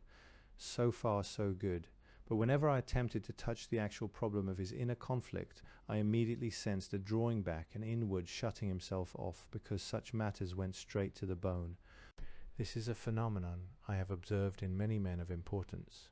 There is, as Goethe puts it in Faust, an untrodden, untreadable region, whose precincts cannot and should not be entered by force, a destiny which will brook no human intervention. 1. The I Ching, or Book of Changes, English trans by Carey F. Baines, from the German version of R. Wilhelm, New York and London, 1950. The origins of this ancient Chinese book of wisdom and oracles go back to the 4th millennium BC, Appendix V. Septem Sermons and Mortuus, 1916. Jung allowed Septem Sermons ad Mortuus, 7 Sermons to the Dead, to be published privately as a booklet. He occasionally gave copies to friends. It was never obtainable at bookstores. Later he described it as a sin of his youth and regretted it. The language is more or less in the style of the Red Book, but compared with the endless conversations within the figures in the Red Book, the 7 sermons form a self-contained whole. They convey an impression, if only a fragmentary one, of what Jung went through in the years 1913 to 1917 and of what he was bringing to birth. The sermons contain hints or anticipations of ideas that were to figure later in his scientific writings, more particularly concerning the polaristic nature of the psyche, of life in general, and of all psychological statements. It was their thinking in paradoxes that drew Jung to the Gnostics. That is why he identifies himself here with the Gnostic writer Basilides, early 2nd century AD, and even takes over some of his terminology, for example, God as Abraxas. It was a deliberate game of mystification. Jung consented to the publication of 7 sermons, in his memoirs only hesitantly and only for the sake of honesty. He never disclosed the key to the anagram at the end of the book. The 7 sermons to the dead, written by Basilides in Alexandria. The city where the east toucheth the west, sermo, I the dead came back from Jerusalem, where they found not what they sought. They prayed me let them in and besought my word, and thus I began my teaching. Hearken, I begin with nothingness. Nothingness is the same as fullness. In infinity, full is no better than empty. Nothingness is both empty and full.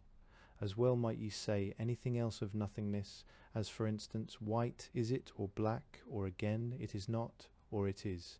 A thing that is infinite and eternal hath no qualities, since it hath all qualities. This nothingness or fullness we name the pleroma. Therein both thinking and being cease, since the eternal and infinite possess no qualities. In it no being is, for he then would be distinct from the pleroma, and would possess qualities which would distinguish him as something distinct from the pleroma. In the pleroma there is nothing and everything. It is quite fruitless to think about the pleroma, for this would mean self-dissolution. Creatura is not in the pleroma, but in itself. The pleroma is both beginning and end of created beings. It pervadeth them, as the light of the sun everywhere pervadeth the air. Although the pleroma pervadeth altogether, yet hath created being no share thereof, just as a wholly transparent body becometh neither light nor dark through the light which pervadeth it. We are, however, the pleroma itself, for we are a part of the eternal and infinite. But we have no share thereof, as we are from the pleroma infinitely removed, not spiritually or temporally, but essentially, since we are distinguished from the pleroma in our essence as creatura, which is confined within time and space. Yet, because we are parts of the pleroma is also in us. Even in the smallest point is the pleroma endless, eternal, and entire, since small and great are qualities which are contained in it. It is that nothingness which is everywhere whole and continuous. Only figuratively, therefore, do I speak of created being as a part of the pleroma, because actually the pleroma is nowhere divided, since it is nothingness. We are also the whole pleroma, because figuratively the pleroma is the smallest point, assumed only, not existing in us, and the boundless firmament about us. But wherefore then do we speak of the pleroma at all, since it is thus everything and nothing? I speak of it to make a beginning somewhere, and also to free you from the delusion that somewhere, either without or within, there standeth something fixed or in some way established from the beginning. Every so-called fixed and certain thing is only relative. That alone is fixed and certain which is subject to change. What is changeable, however, is creatura. Therefore is it the one thing which is fixed and certain, because it hath qualities, it is even quality itself. The question ariseth, how did creatura originate? Created beings came to pass, not creatura, since created being is the very quality of the pleroma, as much as non-creation, which is the eternal death. In all times and places is creation, in all times and places is death. The pleroma hath all distinctiveness and non-distinctiveness. Distinctiveness is creatura, it is distinct. Distinctiveness is its essence, and therefore it distinguisheth. Therefore man discriminateth, because his nature is distinctiveness. Wherefore also he distinguisheth qualities of the pleroma which are not. He distinguisheth them out of his own nature. Therefore must he speak of qualities of the pleroma which are not. What use, say ye, to speak of it? Saidst thou not thyself, there is no profit in thinking upon the pleroma? That said I unto you, to free you from the delusion that we are able to think about the pleroma. When we distinguish qualities of the pleroma, we are speaking from the ground of our own distinctiveness and concerning our own distinctiveness, but we have said nothing concerning the pleroma. Concerning our own distinctiveness, however, it is needful to speak, whereby we may distinguish ourselves enough. Our very nature is distinctiveness. If we are not true to this nature, we do not distinguish ourselves enough. Therefore must we make distinctions of qualities. What is the harm, ye ask, in not distinguishing oneself? If we do not distinguish, we get beyond our own nature, away from creatura. We fall into indistinctiveness, which is the other quality of the pleroma. We fall into the pleroma itself and cease to be creatures. We are given over to dissolution in the nothingness. This is the death of the creature. Therefore we die in such measure as we do not distinguish. Hence the natural striving of the creature goeth towards distinctiveness, fighteth against primeval, perilous sameness. This is called the principium individuationis. This principle is the essence of the creature. From this you can see why indistinctiveness and non-distinction are a great danger for the creature. We must, therefore, distinguish the qualities of the pleroma. The qualities are pairs of opposites, such as the effective and the ineffective, fullness and emptiness, living and dead, difference and sameness, light and darkness, the hot and the cold, force and matter, time and space, good and evil, beauty and ugliness, the one and the many, etc. The pairs of opposites are qualities of the pleroma which are not, because each balanceth each. As we are the pleroma itself, we also have all these qualities in us, because the very ground of our nature is distinctiveness. Therefore we have these qualities in the name and sign of distinctiveness, which mean 1. These qualities are distinct and separate in us one from the other. Therefore they are not balanced and void, but are effective. Thus are we the victims of the pairs of opposites. The pleroma is rent in us. 2. The qualities belong to the pleroma, and only in the name and sign of distinctiveness can and must we possess or live them. We must distinguish ourselves from qualities. In the pleroma they are balanced and void. In us not being distinguished from them delivereth us. When we strive after the good or the beautiful, we thereby forget our own nature, which is distinctiveness, and we are delivered over to the qualities of the pleroma, which are pairs of opposites. We labor to attain to the good and the beautiful, yet at the same time we also lay hold of the evil and the ugly, since in the pleroma these are one with the good and the beautiful. When, however, we remain true to our own nature, which is distinctiveness, we distinguish ourselves from the good and the beautiful, and therefore at the same time from the evil and the ugly, and thus we fall not into the pleroma, namely into nothingness and dissolution. Thou sayest, ye object, that difference and sameness are also qualities of the pleroma. How would it be, then, if we strive after difference? Are we in so doing not true to our own nature, and must we none the less be given over to sameness when we strive after difference? Ye must not forget that the pleroma hath no qualities. We create them through thinking. If therefore ye strive after difference or sameness or any qualities whatsoever, ye pursue thoughts which flow to you out of the pleroma thoughts, namely, concerning non-existing qualities of the pleroma. Inasmuch as ye run after these thoughts, ye fall again into the pleroma, and reach difference and sameness at the same time. Not your thinking, but your being is distinctiveness. Therefore not after difference as ye think it must ye strive, but after your own being. At bottom therefore there is only one striving, namely the striving after your own being. If ye had this striving, ye would not need to know anything about the pleroma and its qualities, and yet would ye come to your right goal by virtue of your own being. Since, however, thought estrangeth from being, that knowledge must I teach you wherewith ye may be able to hold your thought in leash.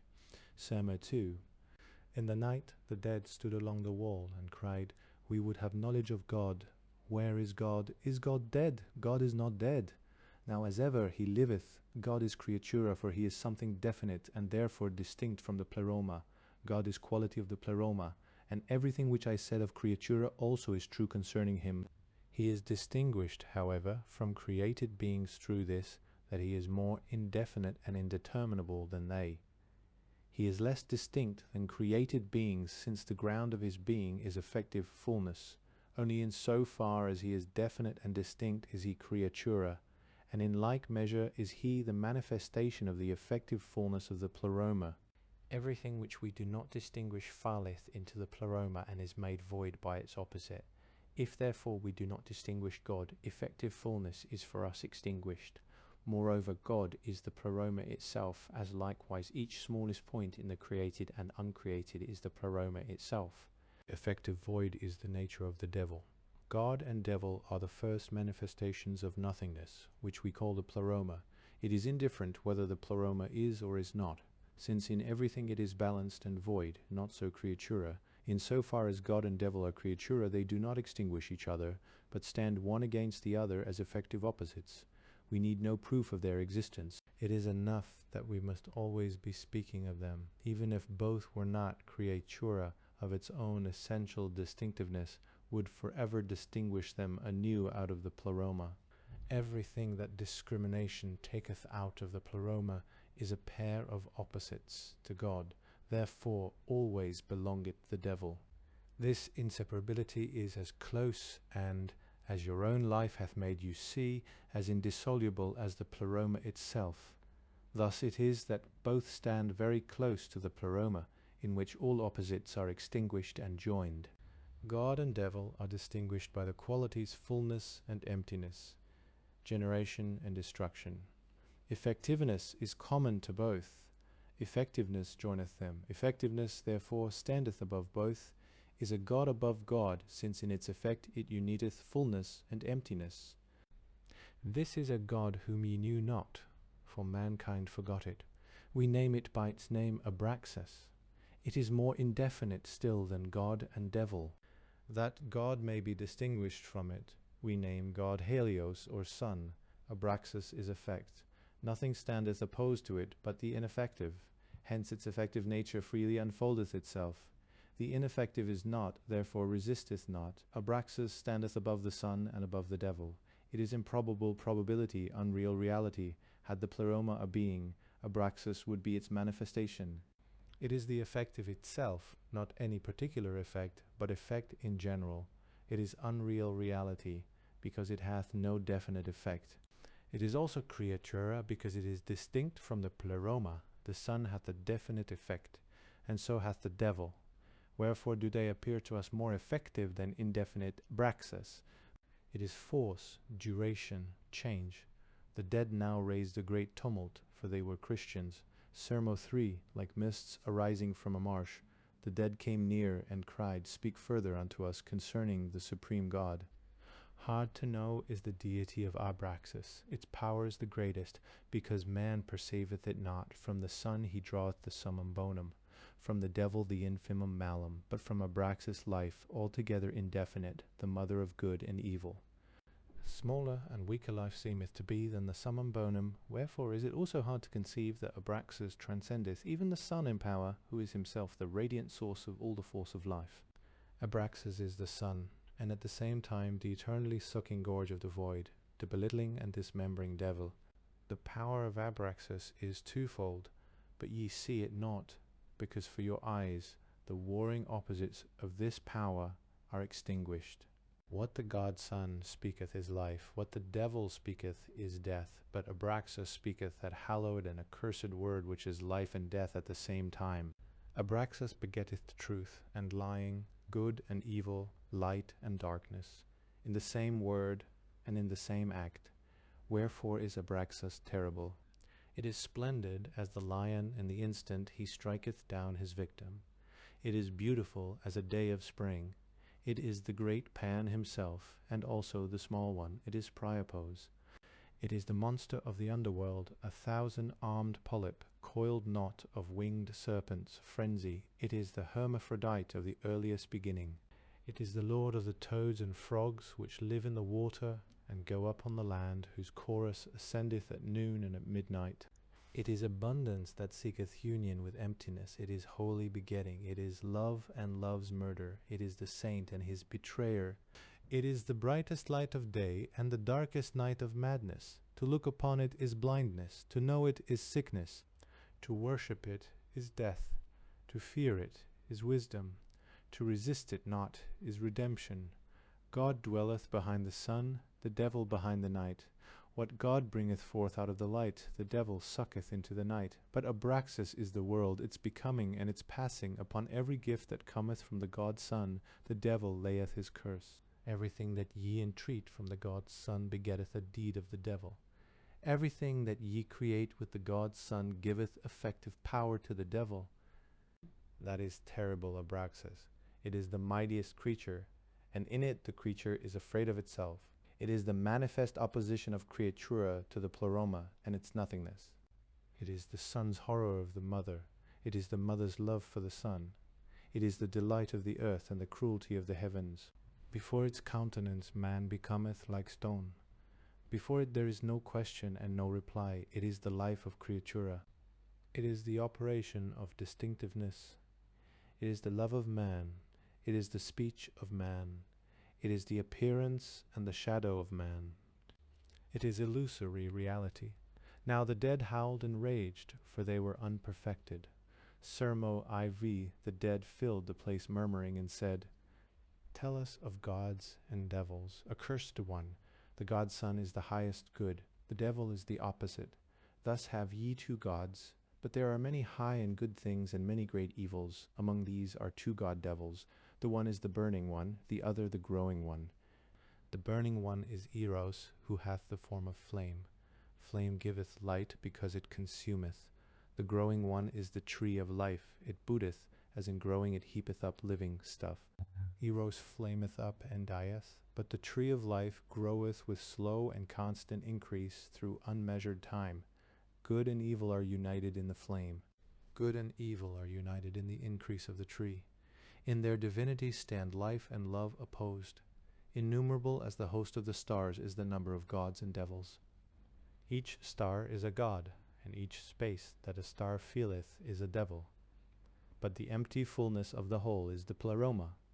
The operation of the whole is Abraxas, to whom only the ineffective standeth opposed. 4 is the number of the principal gods, as 4 is the number of the world's measurements. 1 is the beginning, the God-Son. 2 is Eros, for he bindeth twain together and outspreadeth himself in brightness. 3 is the tree of life, for it filleth space with bodily forms. 4 is the devil, for he openeth all that is closed, all that is formed of bodily nature doth he dissolve. He is the destroyer, in whom everything is brought to nothing. For me, to whom knowledge hath been given of the multiplicity and diversity of the gods, it is well, but woe unto you, who replace these incompatible many by a single God. For in so doing ye beget the torment which is bred from not understanding, and ye mutilate the creature whose nature and aim is distinctiveness. How can ye be true to your own nature when ye try to change the many into one? What ye do unto the gods is done likewise unto you. Ye all become equal, and thus is your nature maimed. Equality shall prevail not for God, but only for the sake of man. For the gods are many, whilst men are few. The gods are mighty, and can endure their manifoldness. For like the stars they abide in solitude, parted one from the other by immense distances. But men are weak, and cannot endure their manifold nature. Therefore they dwell together and need communion, that they may bear their separateness. For redemption's sake I teach you the rejected truth, for the sake of which I was rejected. The multiplicity of the gods correspondeth to the multiplicity of man. Numberless gods await the human state. Numberless gods have been men. Man shareth in the nature of the gods. He cometh from the gods and goeth unto God.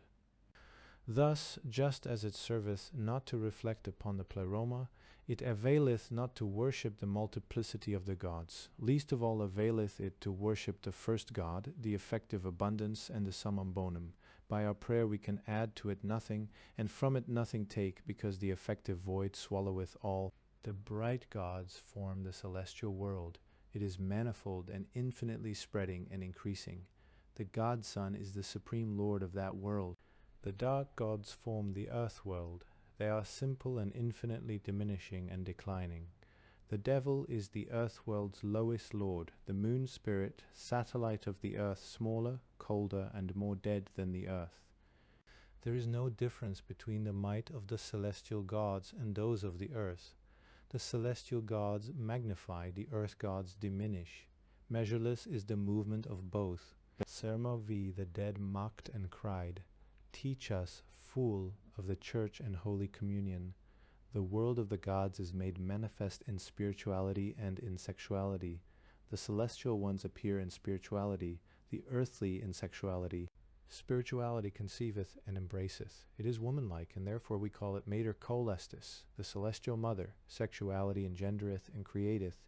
It is manlike, and therefore we call it Phallos, the earthly father. The sexuality of man is more of the earth. The sexuality of woman is more of the spirit. The spirituality of man is more of heaven. It goeth to the greater. The spirituality of woman is more of the earth. It goeth to the smaller. Lying and devilish is the spirituality of the man, which goeth to the smaller. Lying and devilish is the spirituality of the woman, which goeth to the greater. Each must go to its own place. Man and woman become devils one to the other, when they divide not their spiritual ways, for the nature of creatura is distinctiveness. The sexuality of man hath an earthward course, the sexuality of woman a spiritual. Man and woman become devils one to the other. If they distinguish not their sexuality, man shall know of the smaller, woman the greater. Man shall distinguish himself both from spirituality and from sexuality. He shall call spirituality mother, and set her between heaven and earth. He shall call sexuality Phallos, and set him between himself and earth. For the mother and the Phallos are superhuman daemons which reveal the world of the gods. They are for us more effective than the gods, because they are closely akin to our own nature. Should ye not distinguish yourselves from sexuality and from spirituality, and not regard them as of a nature both above you and beyond, then are ye delivered over to them as qualities of the Pleroma. Spirituality and sexuality are not your qualities, not things which ye possess and contain. But they possess and contain you, for they are powerful daemons, manifestations of the gods, and are, therefore, things which reach beyond you, existing in themselves. No man hath a spirituality unto himself, or a sexuality unto himself, but he standeth under the law of spirituality and of sexuality. No man, therefore, escapeth these daemons.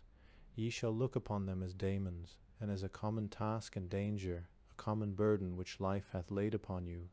Thus is life for you also a common task and danger, as are the gods, and first of all terrible Abraxas. Man is weak, therefore is communion indispensable. If your communion be not under the sign of the mother, then is it under the sign of the Phallos. No communion is suffering and sickness. Communion in everything is dismemberment and dissolution. Distinctiveness leadeth to singleness. Singleness is opposed to communion. But because of man's weakness over against the gods and demons, and their invincible law, is communion needful. Therefore shall there be as much communion as is needful, not for man's sake, but because of the gods. The gods force you to communion. As much as they force you, so much is communion needed, more is evil. In communion let every man submit to others, that communion be maintained. For ye need it. In singleness the one man shall be superior to the others, that every man may come to himself and avoid slavery. In communion there shall be continence. In singleness there shall be prodigality. Communion is depth. Singleness is height. Right measure in communion purifieth and preserveth. Right measure in singleness purifieth and increaseth. Communion giveth us warmth. Singleness giveth us light. Sermo 6. The daemon of sexuality approacheth our soul as a serpent. It is half human and appeareth as thought desire. The demon of spirituality descendeth into our soul as the white bird. It is half human and appeareth as desire thought. The serpent is an earthy soul, half demonic, a spirit, and akin to the spirits of the dead. Thus too, like these, she swarmeth around in the things of earth, making us either to fear them, or pricking us with intemperate desires. The serpent hath a nature like unto woman. She seeketh ever the company of the dead who are held by the spell of the earth. They who found not the way beyond that leadeth to singleness. The serpent is a whore. She wantoneth with the devil and with evil spirits. A mischievous tyrant and tormentor, ever seducing to availous company. The white bird is a half-celestial soul of man. He bideth with the mother, from time to time descending. The bird hath a nature like unto man, and is effective thought. He is chaste and solitary, a messenger of the mother. He he commandeth singleness. He bringeth knowledge from the distant ones who went before and are perfected.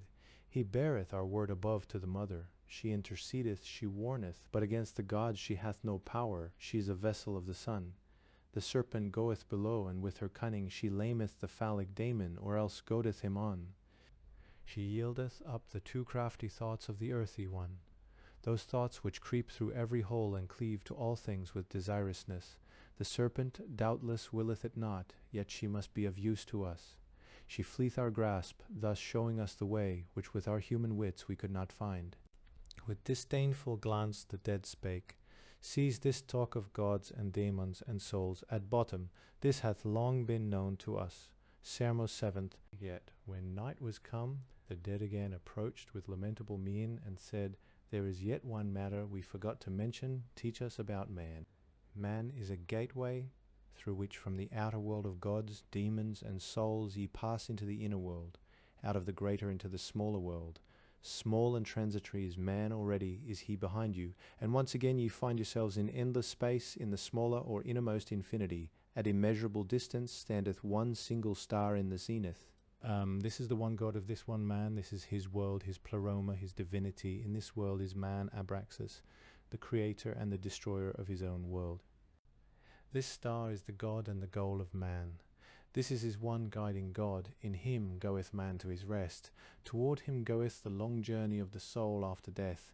In him shineth forth as light all that man bringeth back from the greater world. To this one God man shall pray. Prayer increaseth the light of the star. It casteth a bridge over death. It prepareth life for the smaller world, and assuageth the hopeless desires of the greater. When the greater world waxeth cold, burneth the star. Between man and his one God there standeth nothing, so long as man can turn away his eyes from the flaming spectacle of Abraxas. Man here, God there, weakness and nothingness here, their eternally creative power, here nothing but darkness and chilling moisture, their holy sun, whereupon the dead were silent, and ascended like the smoke above the herdsman's fire, who through the night kept watch over his flock.